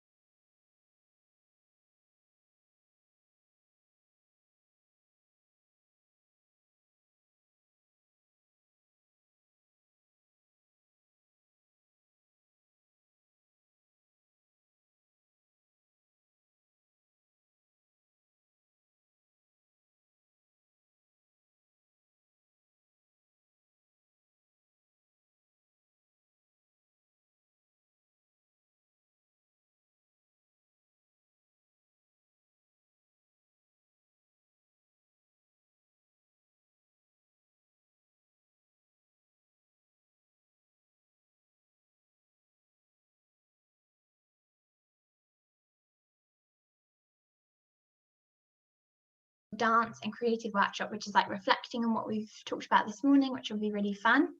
And then at 3, we have our committee doing little talks and a discussion event. And we'd love to hear your thoughts and ideas. And then that's kind of the end of the day. Ellie, if you want to go ahead and introduce. Yeah, so Emily is still a safeguarding officer and for today, so just contact her with any worries surrounding that. And then if you have any questions for Cleo, send them over to Seren, and we can do them at the end of the session. But right now we're going to hand over to the wonderful Cleo, and yeah, really excited to have some movement, get some, do some creative Take stuff. it away. Great. Well, good afternoon, everyone. It's wonderful to be here, and thanks a lot for the invitation. It's always nice to see new faces, meet new people, and try and approach activism in perhaps different ways that sometimes we haven't considered. So first and foremost, I've always been a dance artist. That's what I did my degree in quite a few years back now. And I've been active for about 15 years. My political career has, I guess, more formally been since 2016, when I was elected as a Green Party councillor here in Bristol. So I'm still a councillor. We've gone on to do an extra year on a 4-year term, and it's still a little uncertain as to whether local elections will go ahead as planned, as you're probably aware, in this May. So anything could happen, and hopefully it will. So my approach to activism has always been from a creative perspective. I think sometimes words fail us, and it's sometimes we don't really know how we're feeling as individuals or as a group, and it's hard to express that. So I think dance and movement is another way of getting out what we've got inside. And as far as I'm concerned, when it comes to dance and movement, anything goes. So I'm very much from a creative perspective. You know, I often meet people who tell me they can't dance, and I think that doesn't make a lot of sense to me, because anything can be a movement. So the idea today is to, or now, is to preferably have a bit of a discussion, make it interactive. My approach is usually have a bit of a warm up and then have a chat.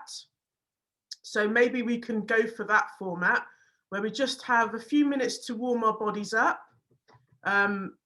Doing as you wish, or you're welcome to follow my movements, which I hope will be quite straightforward, and just work through the body to warm ourselves up and get us prepared. And then we'll break and have a little discussion. I encourage as many of you as possible to add some words and thoughts and feelings. You can do that obviously through the chat function, or unmuting yourselves and speaking. So that being said, let me find a piece of music I want to start with, and hope that it can all be heard nicely and everything else. Yeah, good. Let me just take the track back. Great, so let's start by warming up. Let me just pause myself a second. Sorry about that. We'll start by warming up. I've done my as best as I can with the lighting in here in my front room. I also have a kitten that's trying to trip me over constantly. So if I do trip over, it's because of my kitten, Kiri Q. Here he can. Let me show you to the group with his toy, if you can see him. So there's my lockdown mate. Yeah, so just have a go, and let's get warmed up. Just gonna start by rubbing your hands.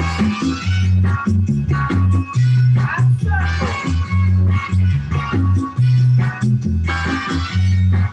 Okay, good. Now shoulders back. Just changing my music gallery. Shoulders. Elbows.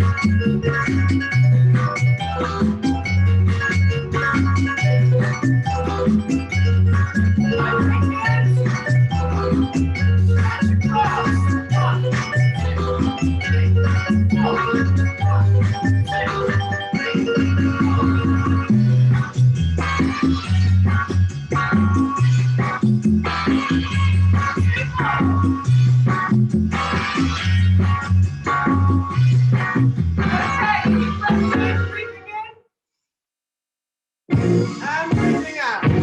Somebody help me out.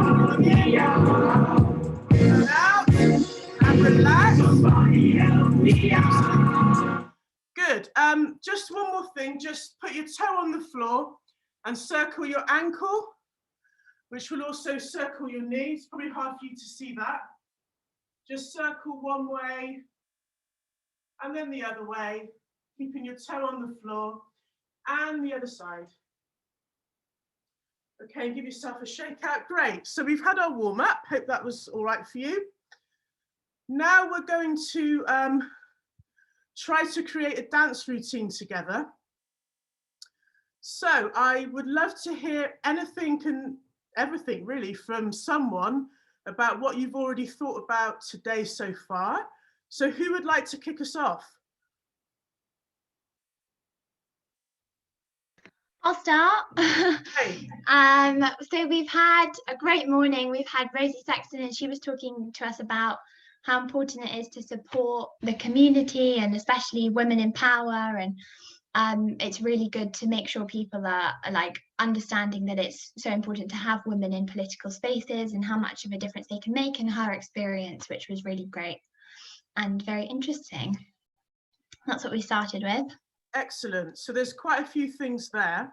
So what we want now, either from yourself, Isabel, or anyone else, is to interpret what's just been said. So it's about supporting women in political spaces, really. So maybe take 30 seconds yourselves, and you can turn your camera off or keep it on, up to you, and see what comes out of your body. Just thinking about that concept. And as I said, anything goes. So it could be into a space, could be a stretch to show that, or anything. So have a couple of minutes maybe to have a think about that and play around. And then let's come back and see what we can have as our first move for our dance routine. Is that okay? Sounds Cool. great. All right. I can put a bit of background music on as well, if that helps. I won't mute myself then, because otherwise you won't be able to hear it. Okay, let's just go for something different. Okay, a minute or so.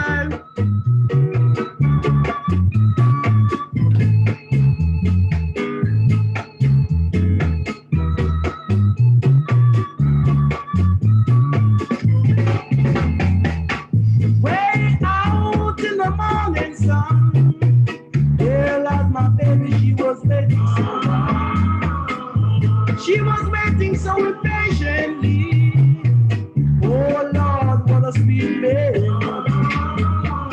Let's not fight, let's unite. We are birds of a feather, let's stick together. Way out in the morning sun, oh, there's my baby, she waits so long. Oh, she sings for a sweet melody. Oh Lord, I feel the heart.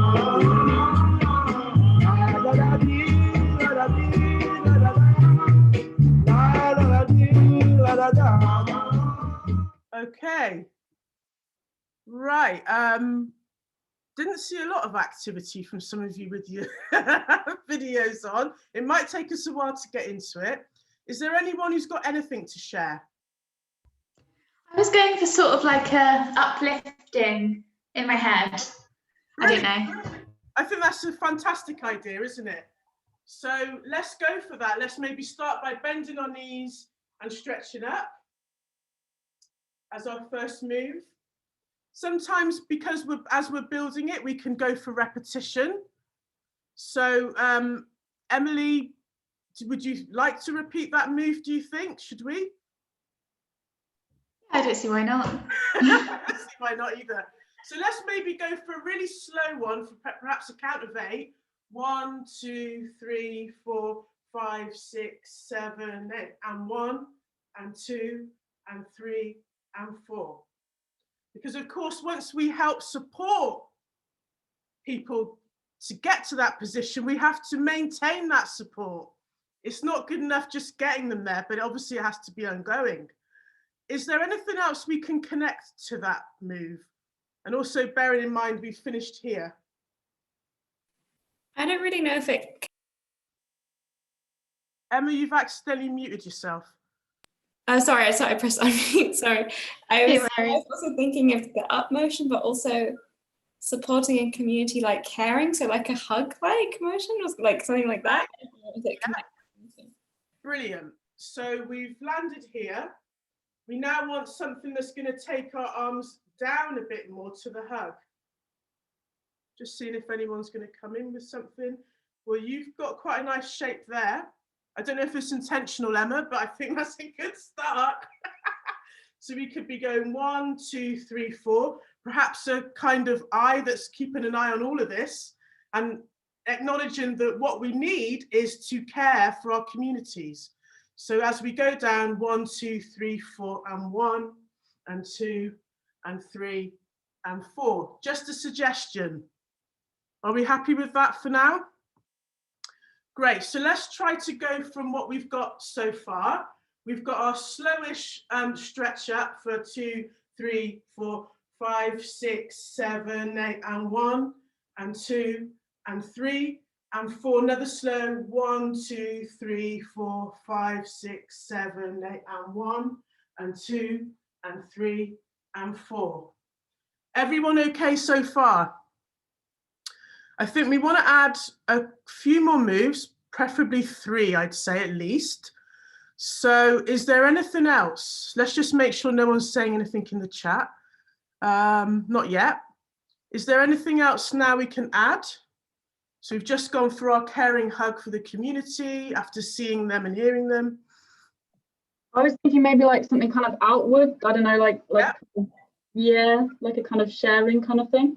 Nice. Brilliant. Okay, so we've got 1, 2, 3, 4. Maybe we stay on that side and reach out for 4, 2, 3, 4. Other side, 1, 2, 3, 4. Great. I think then maybe we want to show that we're spreading this around. So maybe we take a spin from there, just stretching out the arms and going round. Shall we try and put that together? So let's just recap on that last move from hug, stretch, hug, 3, 4, and 1, 2, 3, 4. Other side, 1, 2, 3, 4. Take it round, 1, 2, 3. Maybe throw it back out, 4. Good. Just to note that this throwing action, just to exaggerate it a bit more, you've got a forward and back rocking action with the hips. 1, 2, 3, 4. And something to bear in mind, just from my background and experience of African and Caribbean dance styles, is actually as you come back here, you're almost drawing energy from your center and from the ground to throw it back out. So just try and have that in mind. And with that, you want a slight bend in your knees. Out, out, 3, 4, change. 1, 2, 3, 4. Take it round. 1, 2, 3, 4. Excellent. I like it.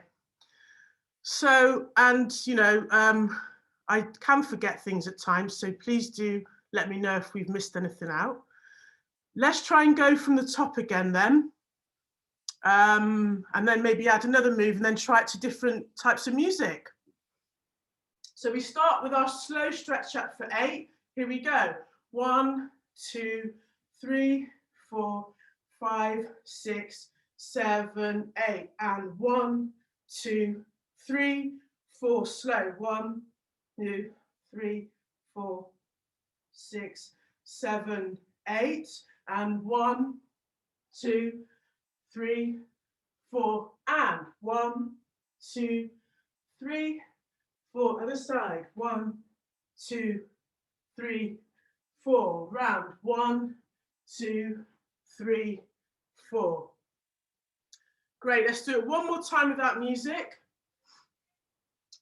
Slow stretch up. Here we go. 1, 2, 3, 4, 5, 6, 7, 8. And 1, 2, 3, 4. Slow. 1, 2, 3, 4. Make an I. 6, 7, 8. And hug. And 2, and 3, and 4. And 1, and 2, and 3, and 4. And 1, and 2, and 3, and 4. And 1, 2, 3, 4. Great. Has anybody got anything else that's coming to mind or that they'd like to add? Doesn't matter if not, because we've got quite a nice finishing move there, I think. But if there's anything else, great, we can add something else. I don't know if I feel like we've gone up and we could like help others like from below. Brilliant. Just throwing it out. I think that's a nice idea. And you just had something like almost like an upright row. And I think actually showing a bit of that tension is good, because it's not always going to be an easy job. So yeah, so has anyone got any other thoughts? So can we develop that a bit more about how we're going to go down and pull up? How you'd like that to be? Are we going to do alternate sides? How many might we do? Are we going to perhaps take a movement forward and then maybe back? It might be nice to change where you also like start at the front of the camera, for example, and then move back.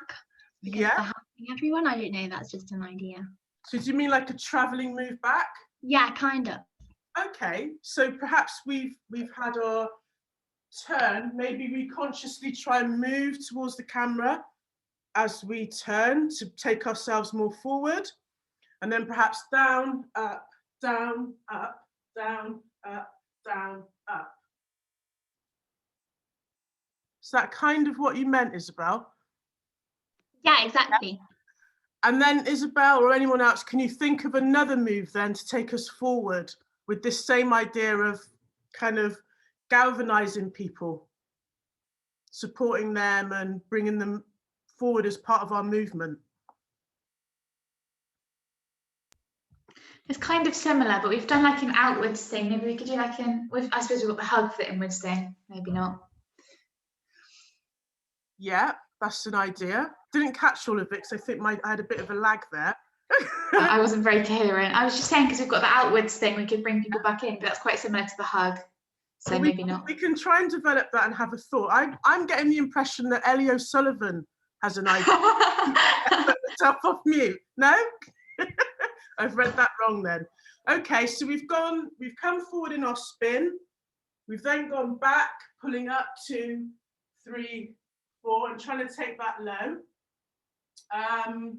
We could then do something like maybe a pull to get us back in. So that's just, you know, step forward, together, step forward, together, step forward, together, and maybe bringing the arms out and in as we go. Let us try to go from, I think, from the spin. So we've just done our 1, 2, 3, 4, and 1, 2, 3, 4, taking ourselves forward and down, up, down, up, down, up, down, up, and 1 and 2 and 3 and 4. We might want to have a move that doesn't end like this. So what can we have to conclude? Lovely. Let's have a look again.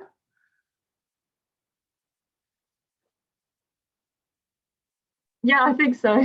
Okay, I'm happy with that. Are we happy with that?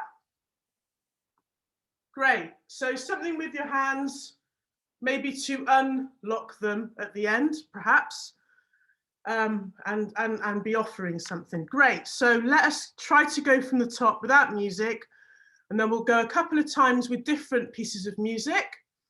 And then we'll try and do a little brief cool down and breathing, stretch, and then we might have time for any questions or comments.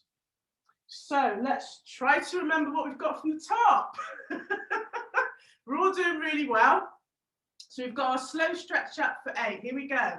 1, 2, 3, 4, 5, 6, 7, 8. Fast. 1 and 2 and 3 and 4. Slow. 1, 2, 3, 4, 5, 6, 7, 8, and cross, and 2 and 3 and 4 and 1 and 2 and 3 and 4 and 1 and 2 and 3. Spin, get close to the camera. 1 and 2 and 3 and 4. Down, up, down, up, down, up, down, up, and pull.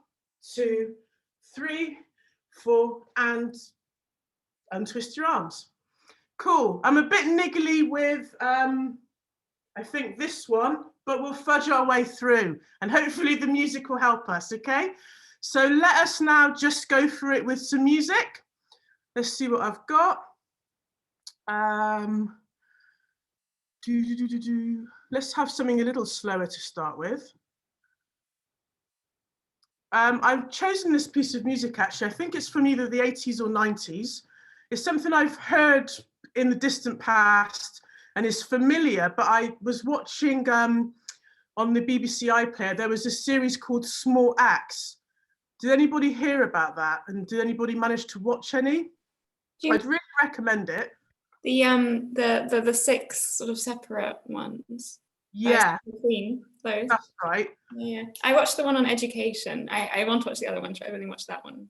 So, yeah, I made time to watch the one about a black police officer really, and how his experience was, how it was quite hostile from his own community as he became a police officer in a really, really contentious time in UK history. You know, we've still got a way to go with community relations and understanding, but we have moved on since the 80s. So it's framed more in the 80s, and it shows you his institutional experience, but also how the community in some ways didn't support him. But something more positive is that it's based on a true story, and one of his friends was actually in a popular pop band at the time. And that's kind of referenced with a bit of dancing and stuff in the series, which I think that one's called Red, White and Blue. And you can still get it on the iPlayer, and I'd recommend it. And it was a track that they played. And I thought, yeah, it's a catchy track. I do recognize it. So I went and found it again. So I'm going to use it now. And I think it's really interesting because whilst it's maybe quite catchy, the actual words of it really speak to the experience of some of the people at that time and in that particular episode, where they all they wanted to do was to get on in life, to work hard and to look after their families and be happy here. And that wasn't the case. There was just so many barriers that made young black men in particular feel that they were worthless.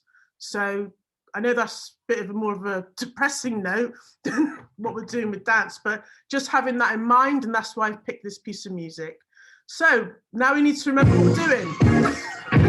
Somebody help me out. I'll count to 6. Somebody help me out.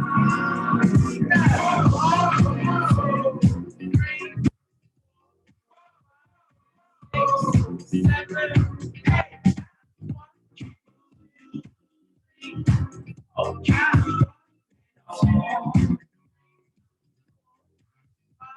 6, 7, 5.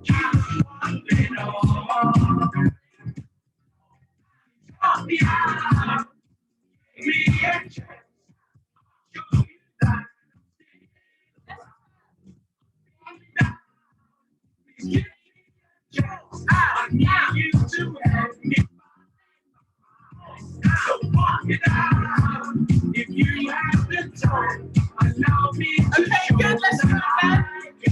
Let's get ready to feel it now. It got deep inside to know that you think of me as a waste of time.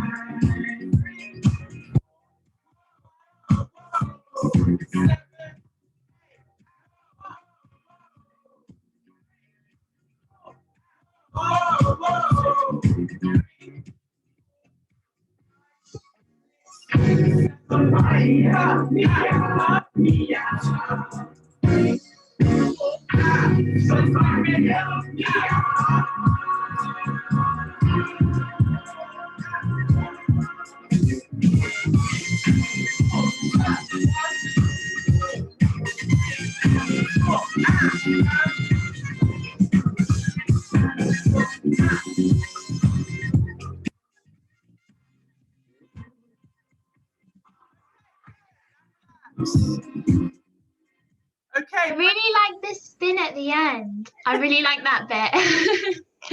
well, what you can also do is perhaps extend it and play with it and do more turns with your hands and whatever you want to do to finish off. Let's now find another piece of music. Here we go, and it's called No Words. Different vibe, let's see how we get on.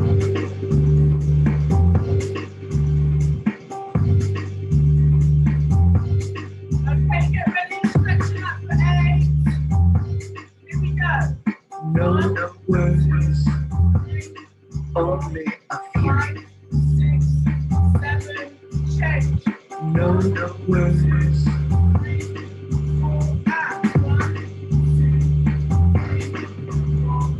no words, only a sequence.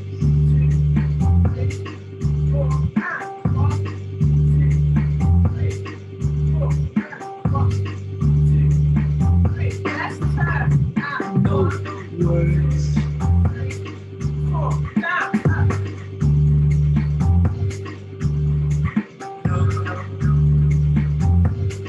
Only a dance. Swing down. Okay, your own moves at the end, good. Great.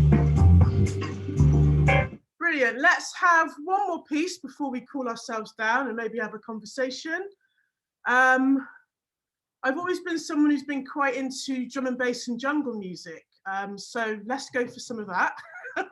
We'll be more high energy. I think the only note I would have is, shall we cut this to a count of 4 rather than a count of 8? Yeah, are we in agreement there? Brilliant. Right, so let me get my last piece of music for this routine. Here we go. Quite a long intro.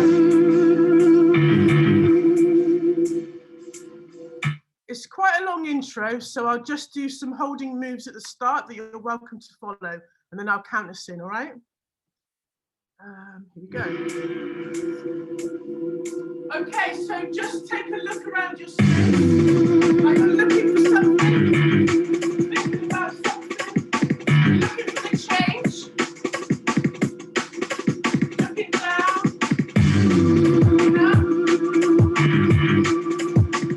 and then slowly take a little march.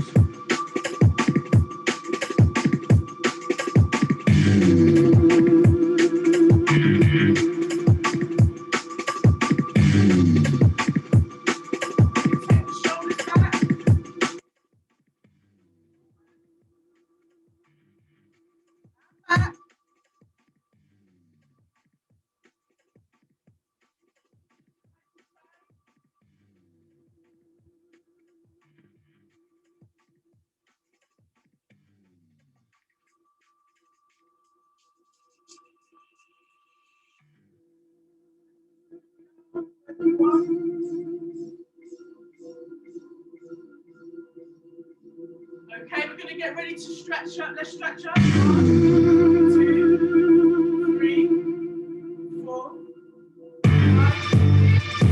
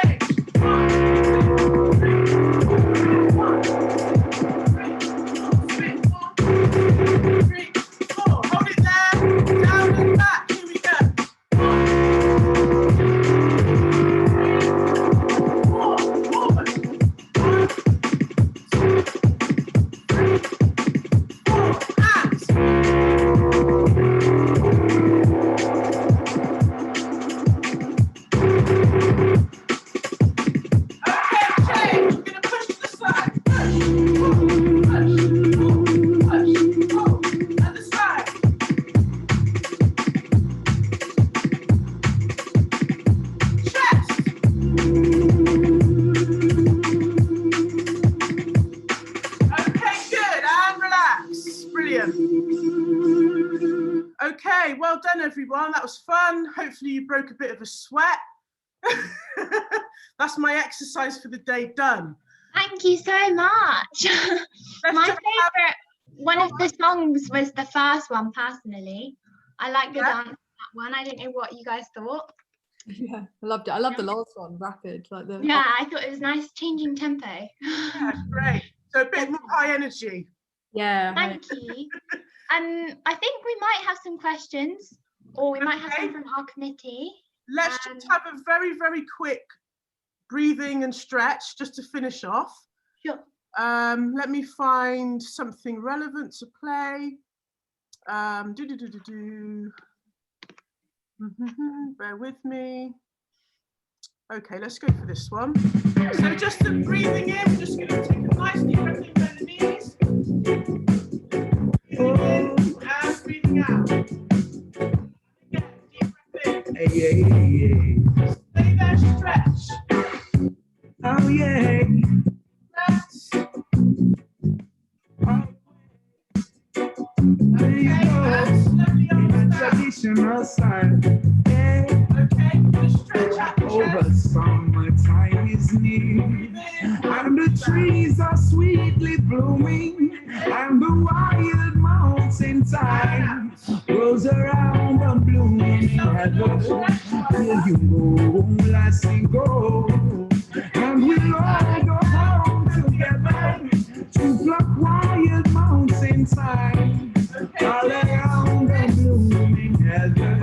Will you go, lassie, go, and we'll all go home together to pluck wild mountain thyme all around the blooming heather.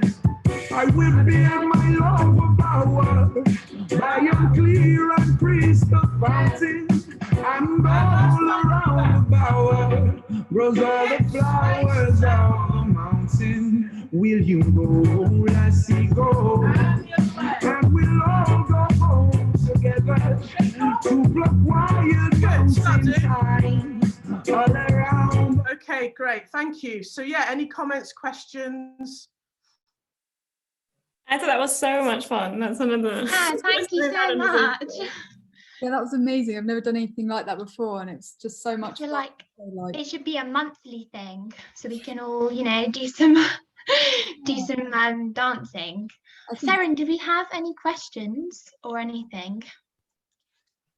Not strictly about the dance routine, so I don't know if anyone has anything to ask about that more specifically. If anyone wants to raise their hand as well, like please feel free to like talk. And of course it can be about the workshop we've just had, or it can be anything about my political career or activism, any questions. And if you don't have any now, then do feel free to go through the committee and they will forward those on to me. Thank you so much. Emily, what did you want to say? I just sort of wanted to ask, I mean, I can think of a lot of reasons myself, but to hear from you, why do you think that creativity is so important in politics? I think it's a completely opposite end of the scale of what we're used to. And I think we've been sort of groomed and encouraged to think and act in a certain way that is not accessible. And it's quite dry, it's quite boring, it's quite dull. In some ways, it actually stunts creativity and ingenuity and inclusivity as a result, because creativity kind of allows us also to bring ourselves to something and our individuality. So I think in order for us to have a completely different system, which I believe as Greens, that's what we're aiming for, I think to be able to put these things like creativity at the forefront is a bonus. And we've seen it in the school system, how arts and creativity and sport to a lesser extent have been really marginalised because of austerity and other factors in the last few years. And I think it's something that can really undermine how young people think about themselves, how they can express themselves, how they feel they can actually contribute, because they can contribute, even if the way that lessons are taught and the bog standard math, science, English is not their thing. There's still plenty of ways that people can get involved, and we should encourage that. So yes, about kind of flipping the narrative and the status quo, really. Emma, I think you've got a question. Just leading on from that, how do you sort of use that in your sort of daily political career? Because I I don't know, you like turn up to a council meeting and let's do an interpretive dance or something. I mean, how like the practical ways that you can use that? Well, I think, you know, as politicians, we should always seek to, as you've expressed in this workshop, be in dialogue with and supporting our communities who we're supposed to represent. So part of the work I do, and it's sort of taken off more through this lockdown period, is to work with elders and to deliver a session with them every week in the format that I've just delivered to you. And what that also does is it relaxes people. Obviously, it's good for our health and our well-being, but it creates an environment where they can also voice concerns, and that can come through. This is the topic we're discussing today. What is your movement to go with it? Tell us a story about it. It's just finding other ways in to get that information. And yeah, I've got nothing against. I would love to.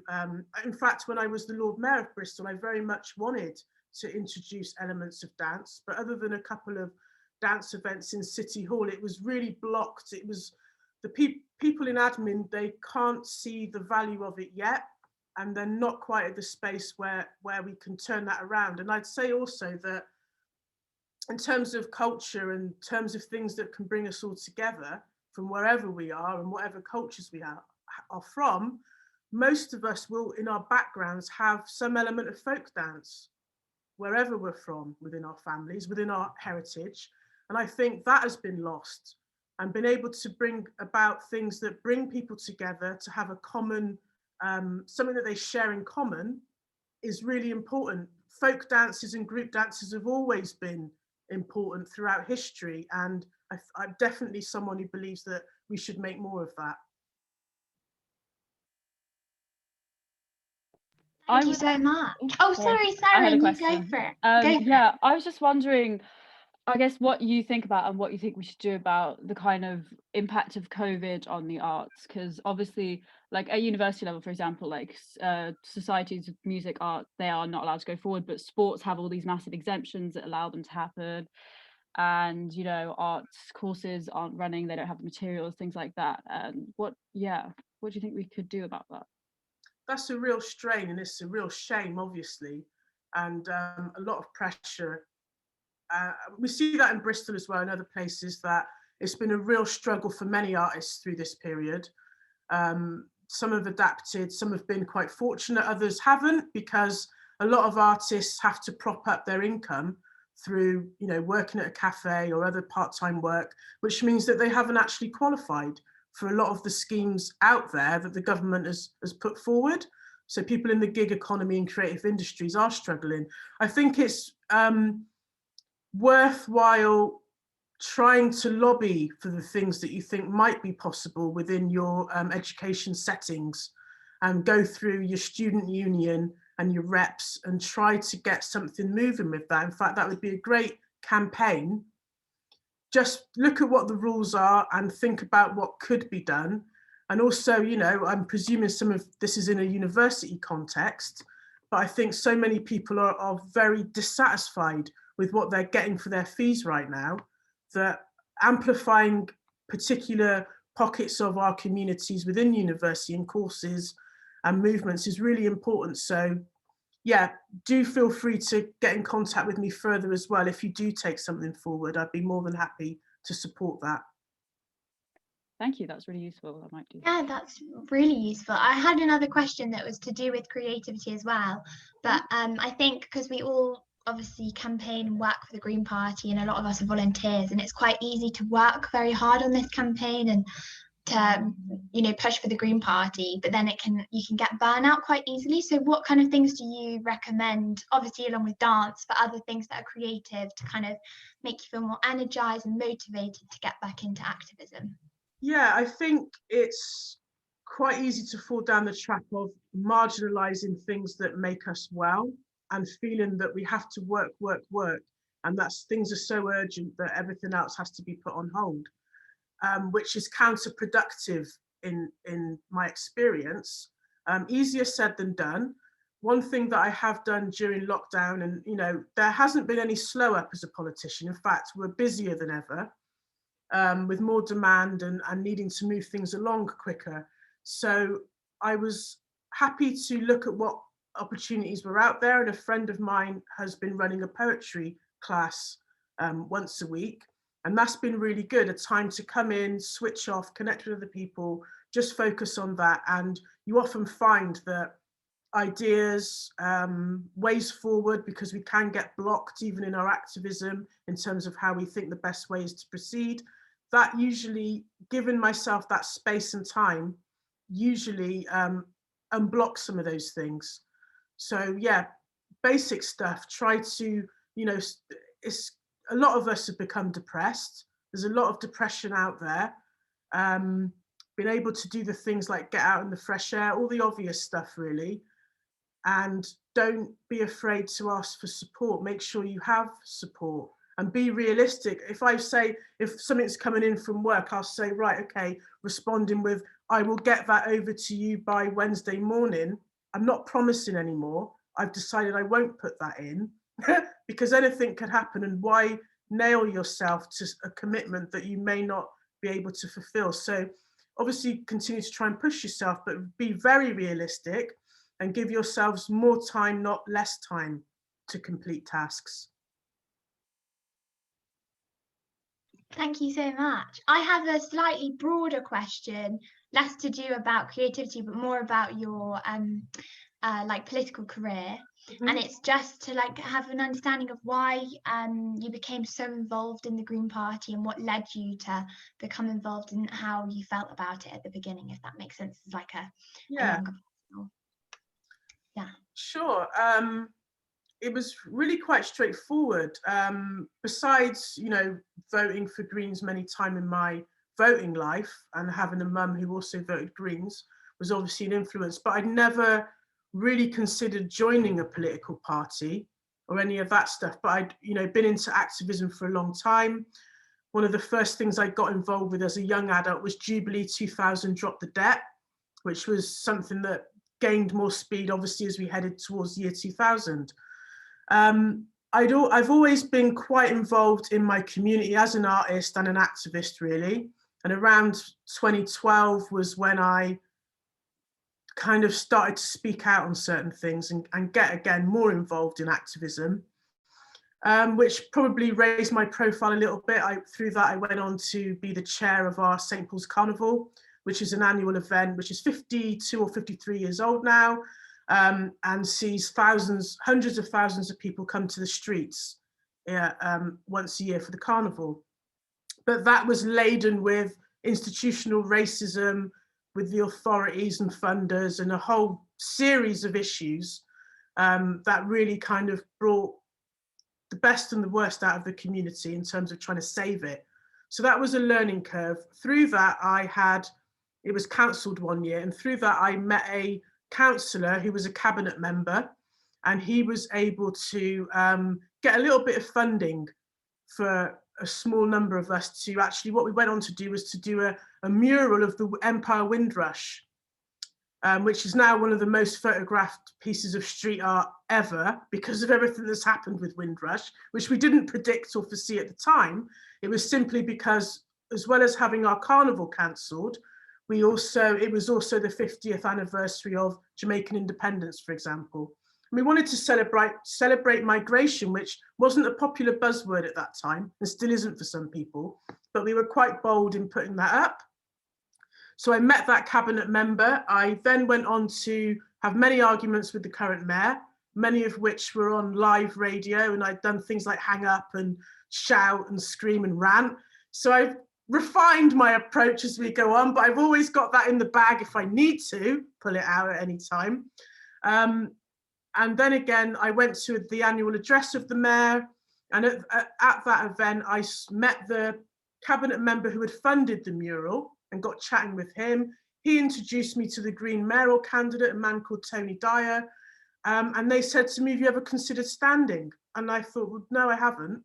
And then it was offered to me around 2015, would I like to be a candidate? I thought about it, I thought, no, I'd rather try and get change through my activism and art. And I actually went on to be a writer in residence at a arts institution called the Arnold Feeney for one of my favourite artists, John O'Confra, who had an amazing installation called Vertigo Sea, I'd also look that up if I was you. It kind of dealt with the migrant crisis, you know, how people have migrated from being human beings to cockroaches, which is what the press at the time was calling people who were losing their lives to seek a better life. So I thought, no, I'll go for that. But then someone was standing as a candidate, someone I know who's also involved in culture, but he landed his dream job in Edinburgh. So off he was. He was no longer a candidate. So they came back to me and said, Cleo, there's still another opening. And with about 3 months before the election, I said, all right then, and got elected. So it was quite straightforward for me. I've really enjoyed being part of the Green Party. I think we are the most forward thinking of the options that are out there. And yeah, there have been some challenges at times, but I've always felt supported.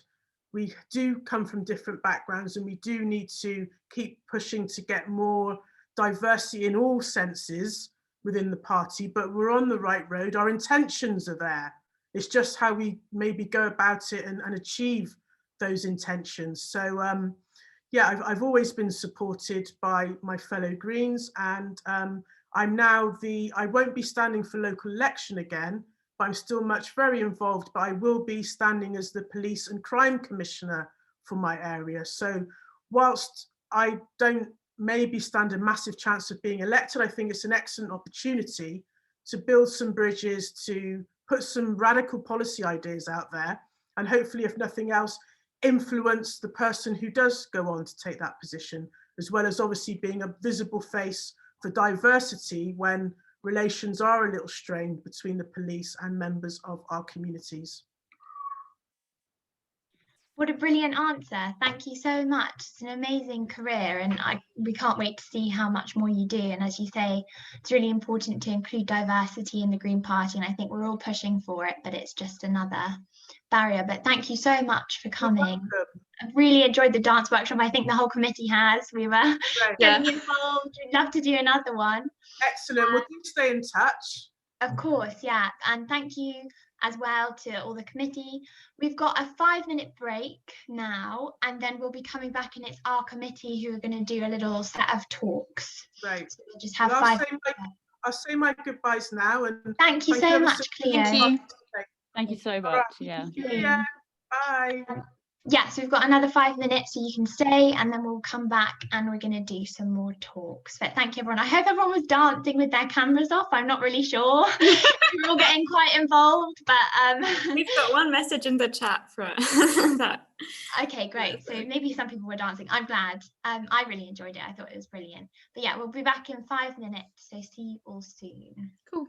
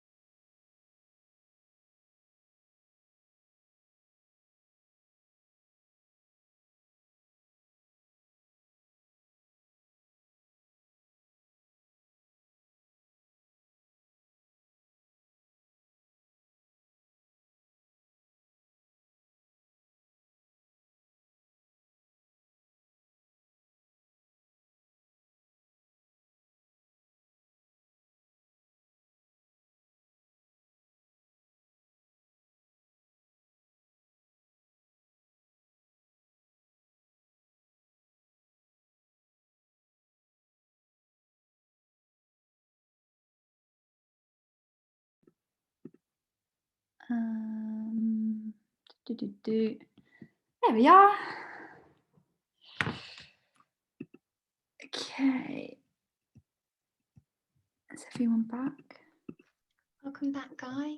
We didn't go anywhere, but we've just turned our cameras on again. Yeah, we've returned. So yeah, exciting to be back. That was really fun. It's nice to get up and move. I haven't done. Yeah, I haven't done dancing for a while, to be Yeah, fair.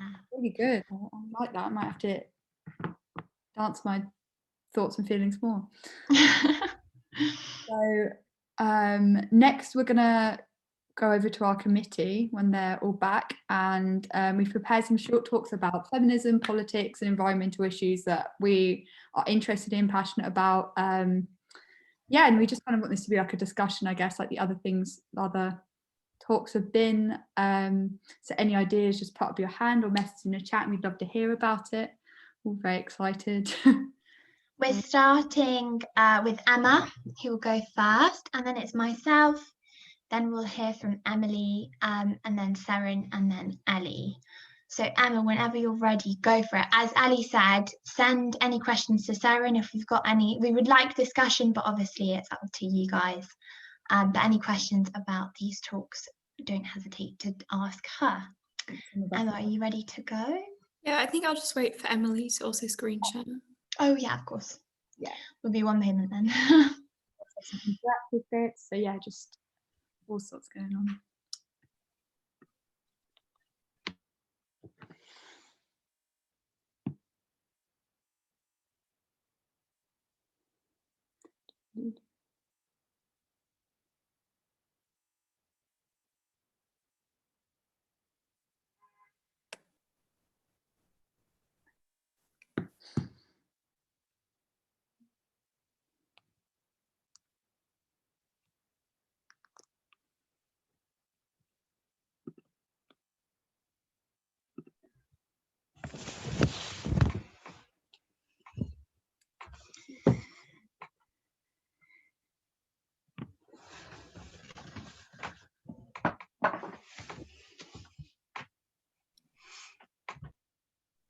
Hi, Emily, we've already done the intro bit. If you could start screen sharing, that'd be great.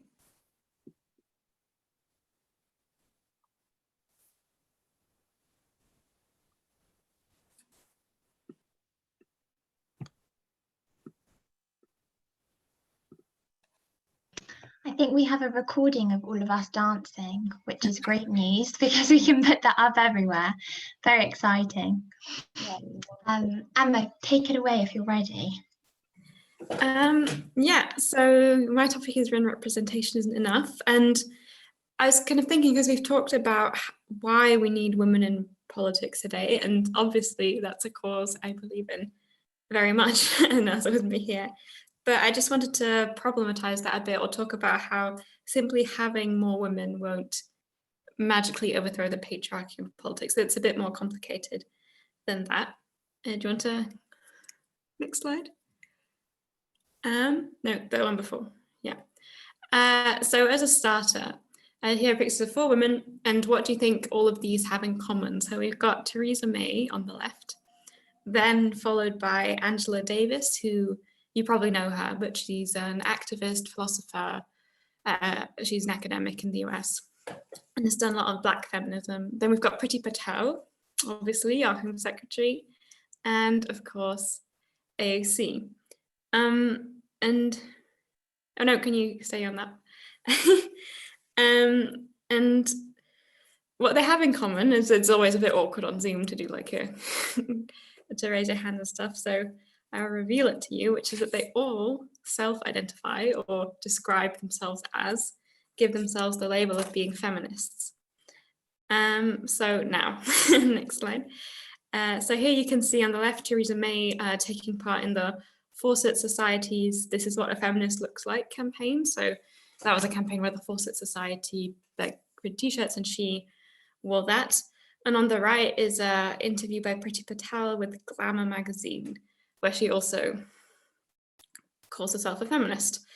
And I was just a bit I guess, surprised by that and was thinking, why do they call themselves feminists? So Theresa May has supported the introduction of shared parental leave, for example. She's extended formal domestic violence protections, such as the law on coercive control. And she's also had like a crackdown on female genital mutilation, FGM, which Priti Patel, as you can see on the right, has also continued. But, and I think this won't surprise you, I don't think that some of their actions can really be called feminist. So although Theresa May introduced these formal domestic violence protections in law, as a result of austerity, a lot of shelters for women had to close. And this not to mention Yarl's Wood, the immigration detention centre, where there's basically a state-sanctioned abuse of women, particularly women of colour, going on. So here's this thing where she says one thing, she gives herself the label of being feminist and has this formal change in the law, but then what she does in practice, I think, is quite different. And they have this pretty much very anti-feminist impact. So again, here, I think it's important to draw attention to the fact how feminism cuts across class and race as well, of course. And Priti Patel is, as I said, the Home Secretary and a woman of colour, but she has introduced, or continued, would be the better word, this extremely hostile immigration system and the new points-based system. Her own parents couldn't have come to Britain under that system. Yeah, it's just extremely punitive immigration system. Ash Sarkar, who is a left-wing commentator, she's with November Media, has described Priti Patel's role as kind of a racial gatekeeper, which I thought was quite an interesting phrase. And what she basically means by that is that because Priti Patel is a woman of colour, when she talks about, for example, lefty activist lawyers needing to stop campaigning for the human rights of immigrants, that she can use her identity as a woman of colour to sort of make it seem legitimate and not racist, what she's actually saying and the regime that she's actually implementing. So I think that's quite a useful phrase for Ash Sarkar. But if you go to the next slide, I think we do have to ask ourselves, if these women call themselves feminists, think about, is feminism really a fight to allow women to participate equally in the oppression of the powerless and the poor? And this is a quote from Jessa Crispin, who wrote a book, Why Am I Not a Feminist? And of course, I think no, simply being a woman is not enough to make you feminist. And also simply doing some things that benefit some women, usually white and middle class, is also not enough. And really, to say that just being a woman makes you a feminist or makes you somehow a better politician is in itself a form of biological essentialism that claims that women are somehow innately better than men, which I don't think we want to fall back on, really. And the last thing I just want to talk about quickly, if you go to the next slide, is how this plays out in not only in politics, but also in capitalism and consumer culture. So you might be familiar with Sheryl Sandberg. She's at Facebook, has a very important role there. And her book, Lean In, Women, Work and the Will to Lead, came out in 2012. And she started, and I don't know if she started, but she definitely led this sort of lean in type feminism, which says that women simply have to be more confident, assertive, show you are equal to men, work hard, and as the subtitle of this book suggests, have the will to lead. So it's all about sort of individual responsibility and not systemic issues. And obviously she was an extremely wealthy white woman who could make her career at Facebook and having children work. She had so many privileges, but that isn't really reflected in the book. And I think that capitalism generally is capitalizing on this trend. So seeing that kind of feminism is becoming more popular, social justice issues are becoming more popular, which is really good, but then turning it to something that they can sort of reconcile with their own system so that it doesn't, they sort of hollow the concept out a bit. And as I said, in consumer culture, you can also see this. So if you just click again, here, oh no, there's just a cartoon I found with this t-shirt, Smash the Patriarchy, and you've probably seen t-shirts say like girl power yeah, smash the patriarchy. Even this is what a feminist looks like to some extent. And these have become like extremely popular, but they're often produced in fast fashion systems, which Isabel will be talking about later, by exploited workers, often women of colour in the global south. So I think, again, this sort of strips feminism of its meaning and its radicality, and is even quite contradictory to what is actually intended. And again, it represents sort of empowerment as an individual sort of lifestyle choice, and not also a political movement that is collective and challenges the system. So go to the next slide. Just to be very clear, I do think we need women in power, and we need more women in power, but that alone will not be enough. And I just think sometimes we need to think more critically about who calls themselves a feminist and why, and whether they really mean it, or whether they're just capitalizing on a trend. And of course, we can have feminism can be diverse. It doesn't have to be dogmatic, but it does need to have substance, I think. So yeah, that was my bit. And now I'm passing on to Emily, I believe. Oh no, to Isabel. I think it's me. No worries. That was really interesting though, and it does lead in slightly to what I'm talking about. But yeah, thank you so much, Emma. Mine is, as the title says on the slide, fast fashion and the industry's effect on our planet. I think I might be saying next slide, please, quite a lot, which is going to take us right back to the COVID talks that we have on BBC, but we'll try and skip past that. Yeah, so here we are. Just to start up with a statistic about the industry, textiles actually create more pollution than aviation and shipping combined, which is quite shocking. And this is from the Intergovernmental Panel on Climate Change, and it's calculated that the fashion industry actually produces 10% of global carbon dioxide emissions every year, which is a huge part of all of the corporations, but it makes up a large part of what's affecting our planet. So I'm going to look more into this throughout my small talk, basically. Next slide, please. So I'm going to do a quick overview. The fast fashion business model is encouraging overconsumption and generating excessive waste. This is from the Fixing Fashion report, which was a cross-party review published by the UK Parliament in 2019. And I'm going to touch more on this later, but it's a really interesting report. And I think it would be good, if you want to know more about this topic, to look into it and have a look, which I can put the link onto the chat, in fact. The industry is a multi-billion-dollar industry, and fast fashion is increasingly being viewed in the same basket as single-use plastic. So clothes are increasingly using palm oil, raw materials as single-use plastic, and the proportion of oil-based synthetic fibres in our clothes has doubled since 2000, which is a huge amount. And this is driving continued exploration for fossil fuels that actually need to stay in the ground. The worst offenders in the UK are some of the newer brands, such as Boohoo, Pretty Little Thing, Nasty Girl, and these are actually all owned by Boohoo. But Misguided isn't, it's separate, but it's one of the worst as well. And they have huge amounts of cheap items of clothing in their stock. And at last count, Misguided had something crazy like 3,866 dresses just in stock at that time, which is a crazy amount to choose from, and it's just extending our climate crisis problem. Next slide.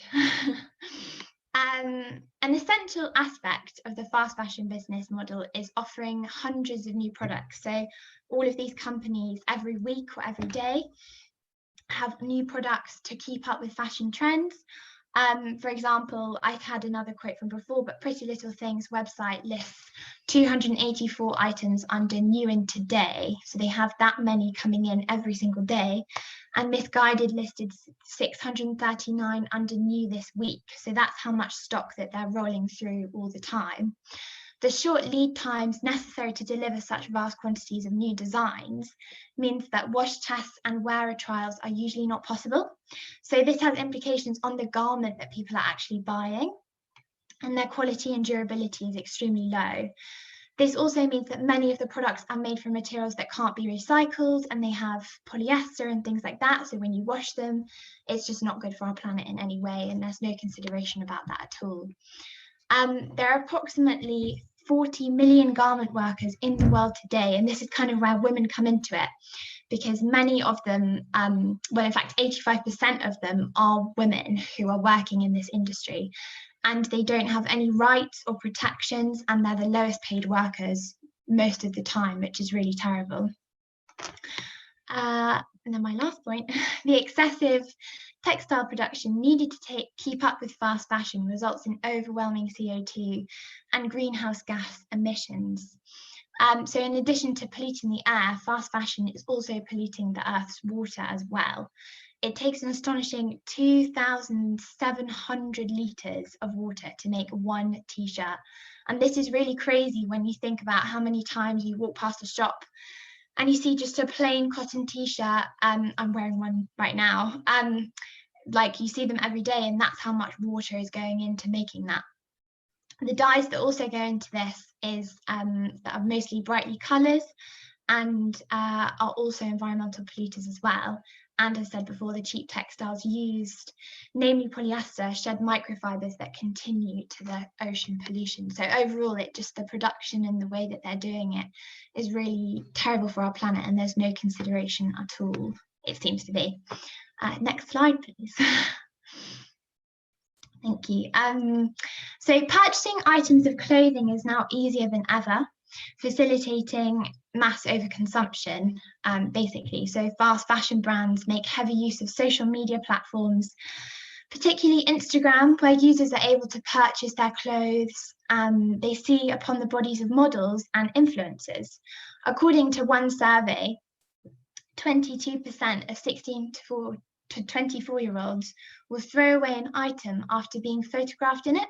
So just because someone has seen them in that piece of clothing before, they want to throw it out to keep up with the latest trends and not to be seen in the same things again, which is really terrible. And it's kind of like a thing that's been brought to us from social media, because we're trained and we're thought, oh, you can't wear the same item again, which is not true at all. We should be reusing items.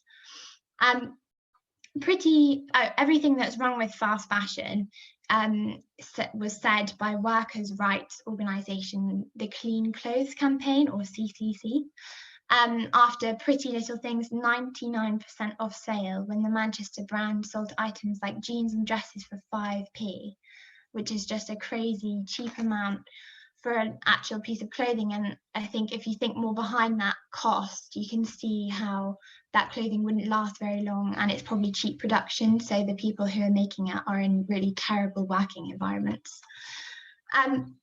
Delivery is also a huge problem because with these companies, and it allows customers to have what they want the day after, and also as soon as a look has gone out of style, they can go straight into another one.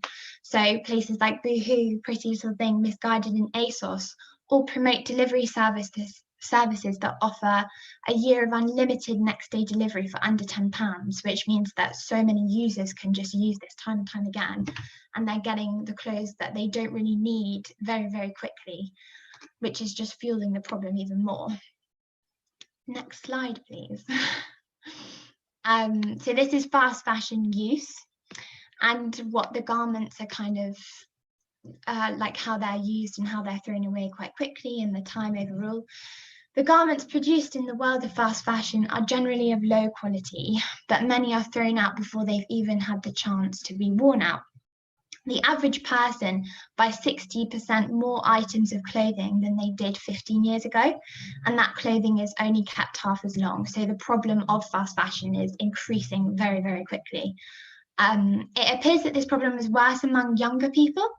A study commissioned by Bernardo suggests that a quarter of people would be embarrassed to wear an outfit to a special occasion more than once, which is great. So you buy this outfit for a wedding or whatever, and then you don't wear it again, but really these should be reused. And these figures change for different age ranges. So 30% of young people age 16 to 24 agree with this, and 12% for over 55s also agree with this. So it kind of goes down the older people get. Another study about social media and looking into especially Instagram finds that 17% of young people questioned said they wouldn't wear an outfit again if they'd already posted it on the social media. This has a huge impact on the fast fashion industry, as lots of people are seeing influencers doing clothing hauls and things like that, and it's only fueling to it, and more people want different clothes every day. So it's just making the problem worse, which is quite sad. And then I'm coming back to the House of Commons Act, which I mentioned earlier. So next slide, please. This is definitely worth a read. And it was in February 2019, which I was going to say last year, but it's in fact now 2 years ago.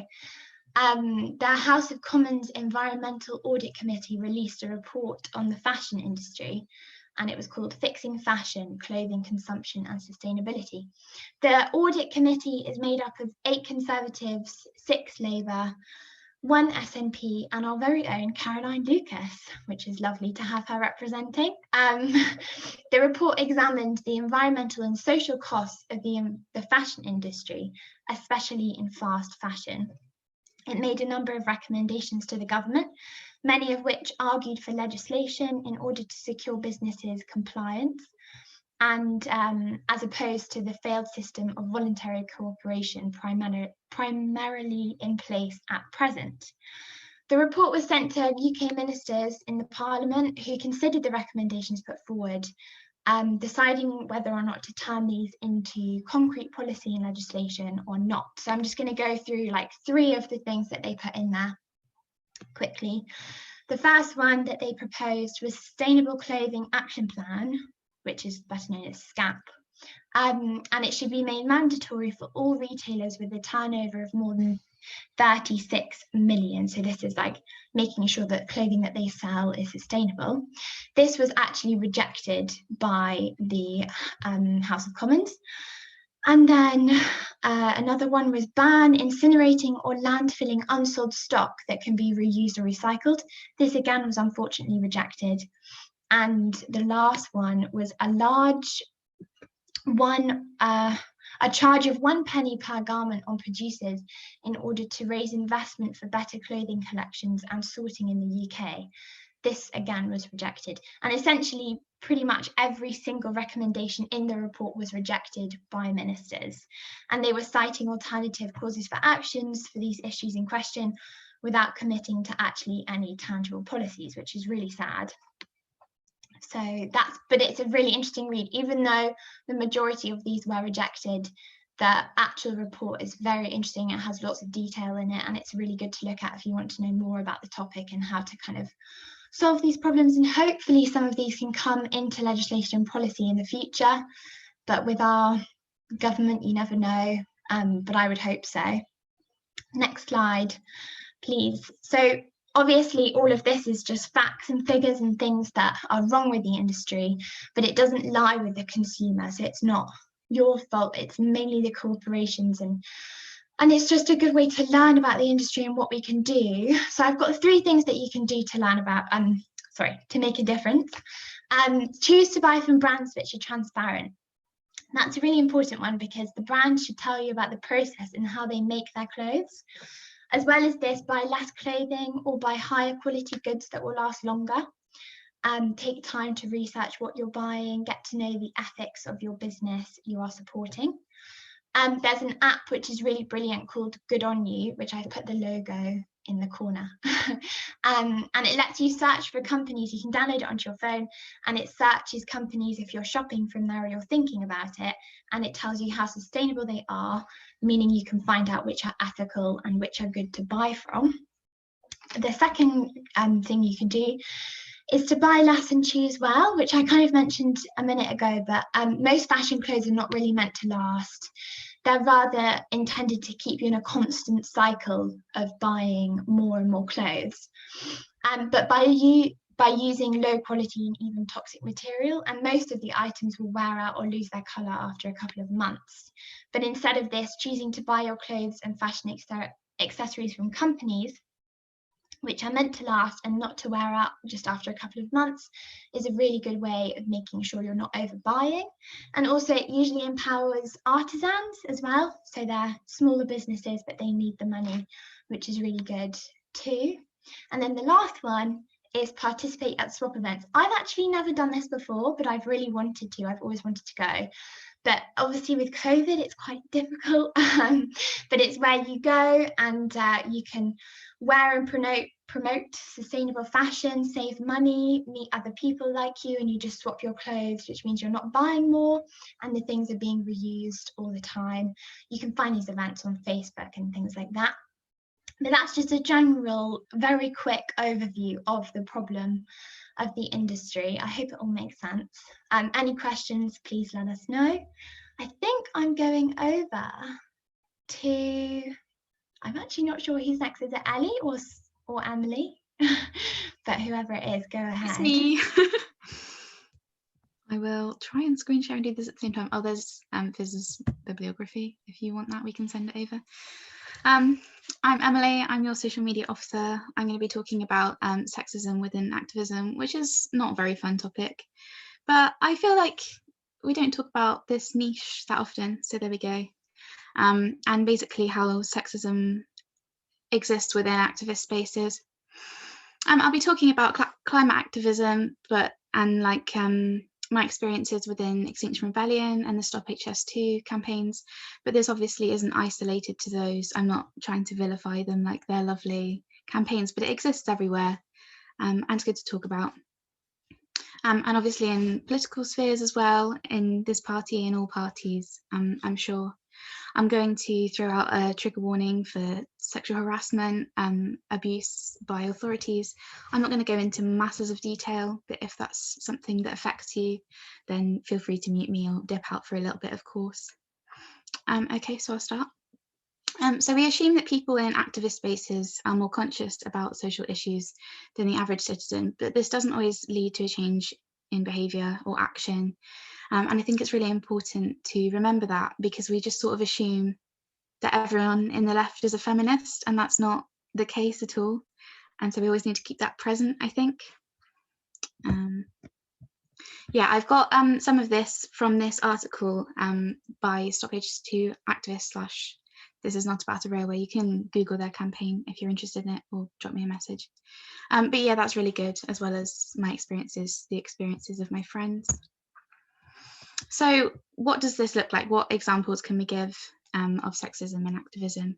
So this could be men speaking over or dominating women in conversations or meetings, actions, you know, things just like shooting down ideas quite quickly or saying the same thing louder, things like that.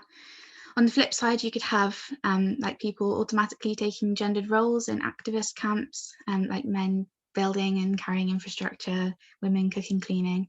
And that's not necessarily harmful by default, but like you need to make sure that all roles are taken with consent and you do the things that empower you, because obviously that's one of the most important things about activism, is that you feel empowered in it.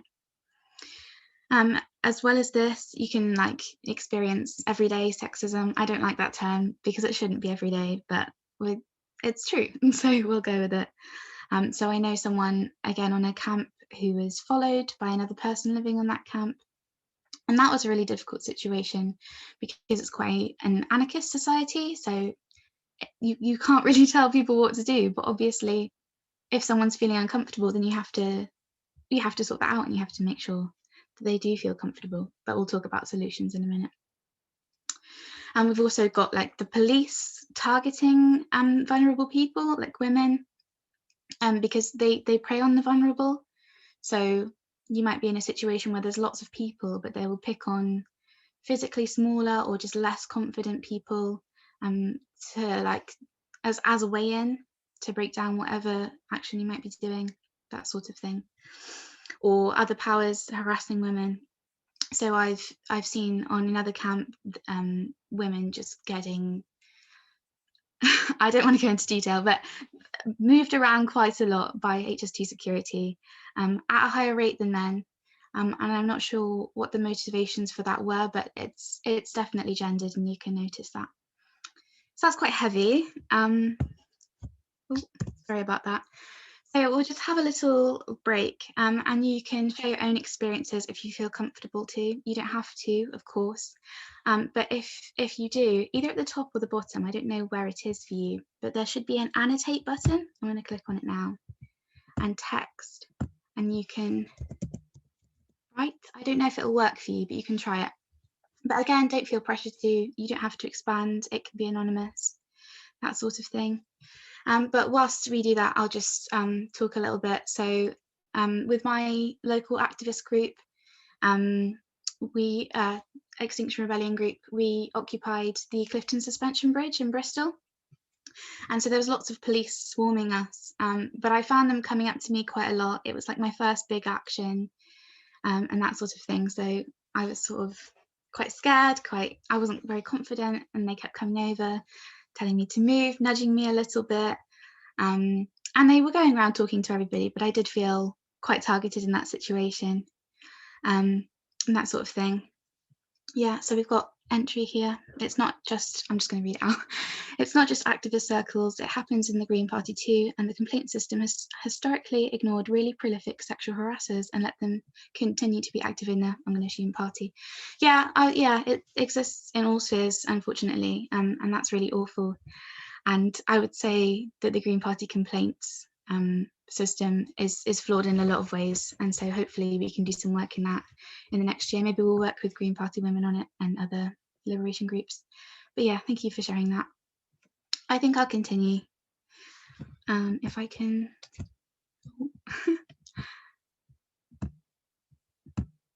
How do I stop annotating? Okay, cool. Okay, so what can we do about this? So obviously we can begin to educate men on how being leftist doesn't make them feminist. This needs to be an active choice and continuous choices that you continue to make. So as I was talking about earlier, recognizing that the two things aren't connected by default, and then we move on from how we can rectify that, obviously, because your activism is only intersectional if you actively behave in an intersectional way. And then we have to think about whether it's helpful or not to remove people who make mistakes from this environment. It completely depends all the way through on what the severity of that is. So sometimes it can be a learning experience. I know someone who posted something on social media, completely well-intentioned, but it could have been construed in a way that he didn't intend. And so we had a big discussion about it. He apologized, and he's making active choices since to negate that. And obviously it's really subjective, but you have to discuss it. And then there's other instances, I'm sure you will have heard of them. So I know someone on a camp who was being quite homophobic and making people feel really uncomfortable. And so we had a big discussion about that as well. And we decided ultimately that the other activists who were being made uncomfortable, their safety and security and comfort on camp was more important than that. So yeah, it's just something to bear in mind. Also holding meetings or people's assemblies to discuss how everybody feels about a situation, setting out guidelines at the beginning of a meeting. That can be really useful just from like the get-go. But what I really like about like meetings or people's assemblies is that not only do you set out those guidelines to make sure that everyone's comfortable, of course, but you really understand why, because you hear from everybody, and so everybody's really empathetic. And I think that's a lot more effective way to create change. And then on the flip side, we have working together like as a collective to protect women and other genders from the police. So obviously I would do this like with consent from the person, because it doesn't want to be like a damsel in distress sort of situation. But I think that can be really useful, whether that's like a physical or psychological barrier, just looking after each other in general, really, especially vulnerable people. Yeah. And so to link back to the theme of the talk, I'd say it's important to have women in leadership roles, because everyone has to do the work, but we need women and other minority genders in positions of power to make sure that we're all kept safe in activist spaces. So whilst we should all pitch in and be empathetic for each other and amplify each other's voices, it doesn't come before first-hand experience, of course, and so it's really useful to have people like that in power. I think that's me. So I'll pass on to Seren. Thank you. Thanks so much, Emily. I think that's something that's really important to discuss, and it just kind of goes to show that we can't treat feminism as something that's done, that's completed. I think that's kind of what we're at risk of sometimes. That's why, important to have women in politics, important to have groups like this. I'm going to be talking about sustainable menstruation, which is something that is obviously experienced by a vast amount of the population, but it remains to be a big taboo. And this has a great detrimental effect on its treatments in politics and in society. Of course, not all people with periods are women, and not all women have periods, but the societal issues around it are caused by patriarchal ideas and the devaluation of women and their experiences. Next slide, please.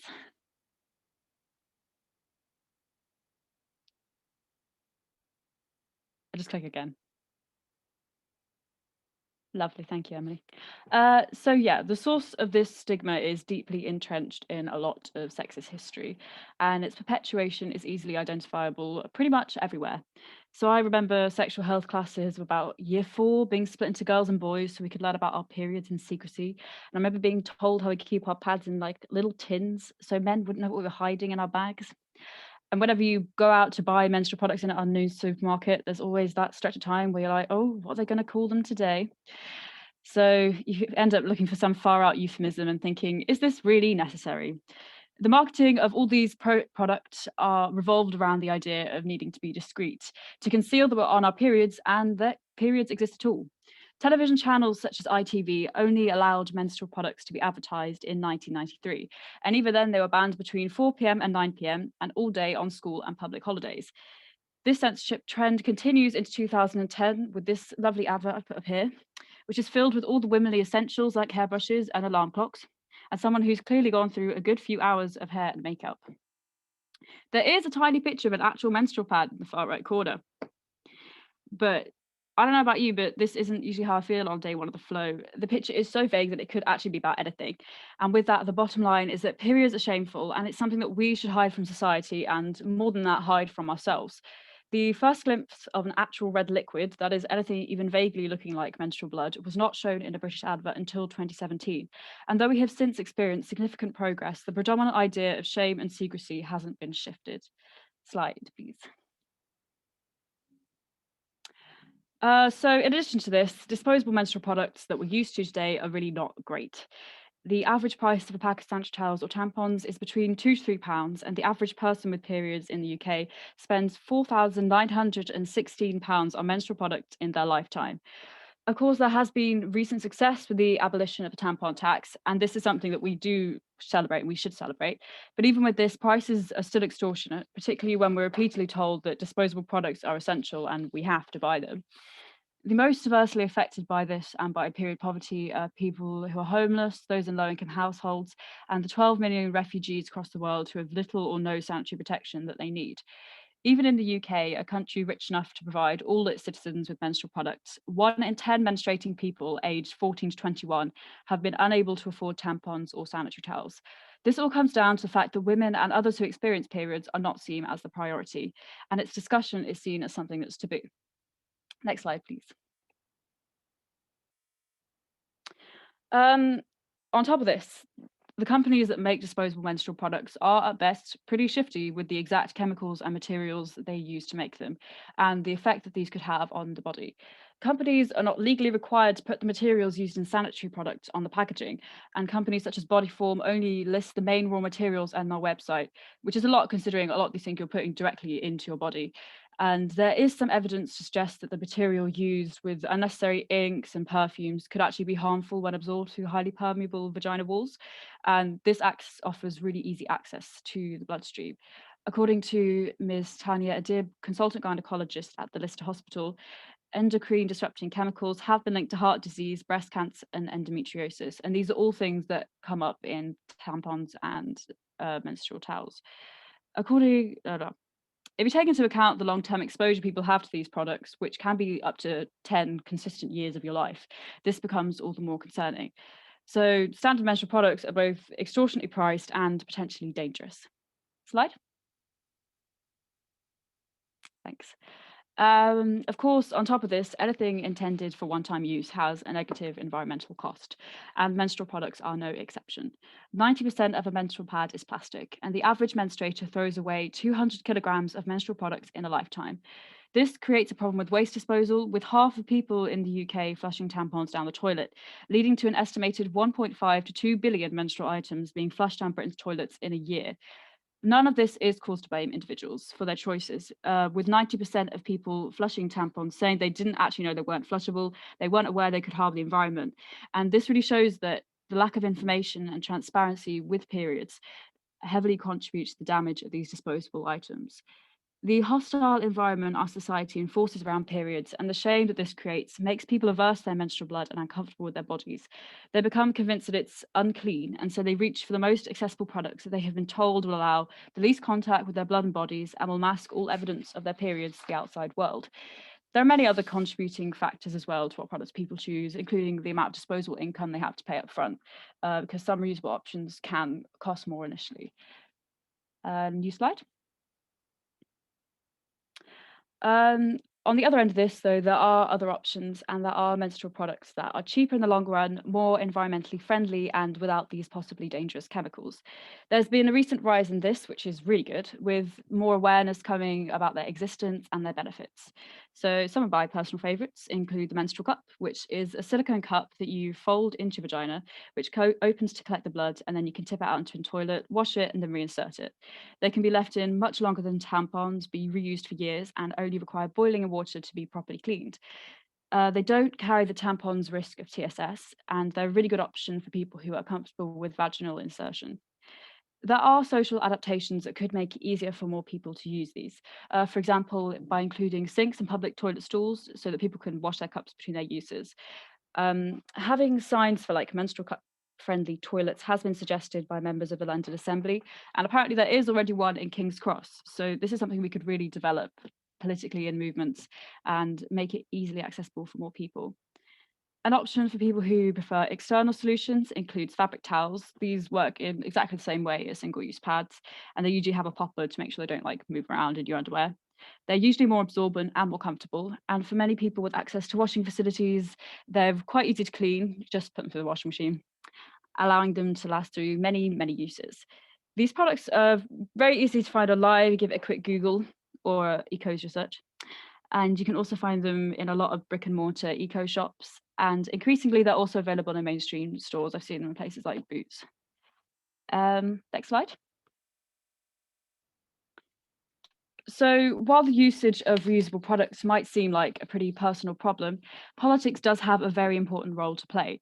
A greatly influential point is in education, crucially at a young age, and this can get all children used to being open about this normal biological process, both for those who are going to have periods and for those who won't. Education is also imperative for wide society for people who are older, perhaps out of school age. According to his advisor, Gordon Brown didn't announce that he'd reduce the tampon tax, despite this being really good for gaining votes, because he just couldn't bear to say the words tampons, which is pretty indicative for the state of Labour. We need people to be unashamed to discuss menstruation, and we must eradicate the patriarchal notion that menstrual blood and our bodies are something unclean and untouchable. When speaking to people about these reusable options, their main objection is hygiene, and this is why education and a challenge to the marketing of these so-called sanitary products is imperative. We need to inform people that menstrual blood isn't like urine or fecal matter. It isn't the body's expulsions of toxins or waste. It is just a release of the inner lining of the uterus with a bit of blood, and with the right materials, it is easily managed without feeling a pressure to dispose of everything hygienically. I'm saying that in inverted commas. On top of this, since tampons are no longer considered a luxury, we need to increase the discussion and debate to address access to menstrual products as a human right and to ensure their provision to vulnerable people. Next slide. So of course, the impact of periods does extend beyond the coming out of blood, as does the need for reformation in the political and social approach towards them. So this 2020 menstrual pad advert, which shows someone crying on the toilet floor, feels a lot more accurate to my experience of periods than what we've been discussing before. And yet, while cramps are pretty well known to anyone who has periods, they're a neglected and belittled concern. Perhaps my sexual health education was particularly bad, but I distinctly remember in year 4 being told that periods would not hurt. and that probably I wouldn't notice they were happening, which is not true. With 20% of school children with periods admitting to miss a school because of them, they're a really serious issue, and yet there's limited research into it and very few solutions beyond contraceptives, which I could write another talk to complain about. Yeah, I myself I've only taken 3 illness days this year, and all of these have been because of cramps, which have been like so bad I haven't been able to leave my room or even do remote learning. I had a friend recently who told me she passed out in a bath because her cramps were so severe, and then she went to the doctors and all they did was give her some painkillers, literally no other intervention, because this is just seen as normal and something that women and other genders can just deal with. So medical complications such as fibrosis are rarely diagnosed. They require really complex and invasive procedures that haven't been refined or researched enough because the medical profession just doesn't take them seriously. In many ways, we've really not progressed from the 1920s explanation of endometriosis. Back then, they blamed it on the people experiencing them, calling it a career woman's disease caused by women failing to do their natural duty of producing children. So remember that, guys, you don't want cramps, you just have a baby. Which, to be fair, would stop your periods, but yeah, it's not a solution. Next slide, please. So menstrual leave has been discussed as a means of recognising the effects of menstrual pain, and it already exists in some countries like Japan and Korea. Some people dispute this law, as they say it makes women less employable, and it is true that in these countries, quite few women take advantage of this leave in fear of being seen weak. But as Claire Lampin points out in a BBC article, this isn't really the fault of legislation, this is the fault of sexism, and it kind of goes into the same boat as things like discrimination against maternity leave. The root cause of the problem is that women's pain isn't taken seriously, or at least not as seriously as men's. A study found that after surgery, girls were more likely to get paracetamol while boys got codeine, and after coronary artery surgery, women got sedatives while men got narcotics. So women were perceived as being anxious rather than in pain, which is an extension of the hysterical woman stereotype that we all know and love. This is even worse for marginalised community, particularly Black people, and with white people being twice as likely to receive painkillers as we are, which is a massive social injustice. Personally, I don't actually think we need specific menstrual leave because pain's not a problem for everyone all the time, and bleeding in itself doesn't make someone unable to function. What I do think is that menstrual pain needs to be taken more seriously and accepted as a legitimate illness and a reason for taking time off. Gloria Steinem's got a brilliant essay called If Men Could Menstruate, which I'd like to rename If More Men Could Menstruate. But it neatly sums up the impact of social construct and the political endorsement of women's oppression as the reason menstruation is seen as shameful. As it is a process associated with womanhood, it's associated with weakness and with shame. Last slide, please. So to conclude, our society has created and complicated problems around menstruation that just don't need to exist. There are solutions to these problems that are easily available, but they haven't been acted upon because it's considered a taboo, and it isn't an issue that most men care about.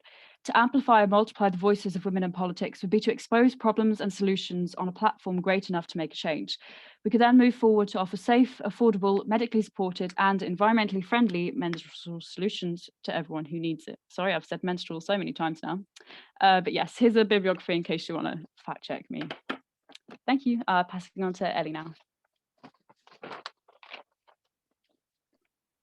Thanks so much for that, Sarah. That was an amazing talk. So good. Really important to talk about issues that just shouldn't be taboo, but still are discussed in these kinds of settings. And great talks, everyone. They've been so interesting. I've loved to hear them. I've chosen to talk about why electoral reform could be considered and maybe should be considered a feminist issue, and how introducing proportional representation instead of the majority system we have could increase women's representation in politics. So next slide, please. So where am I? So a democratic government, to be effective at meeting its citizens' needs, should represent its population. However, currently, globally, women only represent a quarter of those in Parliament. And as Emma pointed out, representation isn't enough on its own. It's been considered that we need a benchmark of at least 30% to be able to achieve a critical mass of where women legislators are able to make a significant impact. So as we know, women are not a homogenous group with the same experience and priorities. So we need substantial representation to enable progress. Next slide, please. Oh, actually, no. In the UK government, we have reached an all-time high in women representation in the House of Commons at 34%. Now, this is great and we're happy to make progress, but obviously we know women are 50% of the population, so we're still not at equality yet. So I guess the question is, how can we achieve this? How can we get more women in places of power and get them in the places where decisions are being made? Next slide, please. One way that appears to improve representation of women within the government is changing our voting system to one of proportional representation. Next slide, please. So what is proportional representation? It's essentially where the public will vote for a party instead of a candidate. Parties win the number of seats proportionate to the number of votes cast, so hence 30% votes, 30% of seats, instead of the majority system we have at the moment. So you have a ranked list of candidates produced by the party, and the members of parliament are selected in order based on this. A certain number will be selected based on the proportion, and that will go into the parliament system. So the countries with the most equal representation, some of the most equal representation of women, such as Sweden, Finland and South Korea, all use a system of proportional representation. In fact, nearly 9 out of 10 of the European countries with the highest political priority score, which is a measure of it's an aggregate measure of the representation of women in the country's government produced by the Women's Power Index, all use a proportional representation system. It was shown that women are twice as likely to get elected into office using proportional representation instead of plurality, with a global study in 2005 showing that in a first past the post system like our own, only 1 in 10 of the parliamentarians were women, compared to 1 in 5 with proportional representation. Next slide, please. A great example of this is New Zealand, and showing how the proportional representation can really shake up the system. So in New Zealand, they use a mixed member proportional representation, where you vote for both a party and your local councillor. So when you vote for your party is a proportional representation. They introduced this in 1996, and that year the women's representation doubled and has never gone below 28% since. And it was struggling to get beyond 20% years before that. By 2017, 40% of the representation, 40% of the House of Representatives were women, including Jacinda Ardern, the current Prime Minister of the country. Now, originally she was elected in 2008 because of the proportional representation, as she was ranked highly on the list of candidates for her party. She in fact missed out on a place through her local election and would not have got into the House of Representatives if it had purely been a plurality system. Now nearly half of the House of Representatives, 46%, are women, and a vast majority of these, 72%, are from the Labour and Green parties in that country. So there's a lot of left-wing, wonderful women politicians making decisions in that country now, and it's going quite well for them. And not only this, their Maori representatives have increased, so a minority ethnic group has received more representation through proportional representation system being put in place. Next slide, please. So what's actually causing this effect? There's obviously several reasons with any system of why it may be causing change. Firstly, you're voting for a party, not a person. So like Rosi Sexton was pointing out earlier, there's a lot of unconscious bias still in place against women maybe being leaders or put against choosing certain people. This means that commonly women might not be put forward or might not be elected, but using this system, there's less electoral penalty by selecting a woman candidate, as you're not voting for that candidate itself. Also, it removes the concept of safe seats.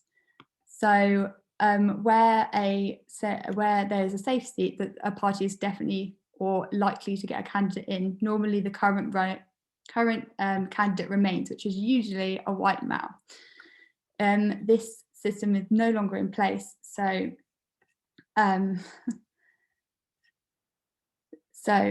women have more of a chance of getting in and running for these seats in these areas and getting into Parliament as a result.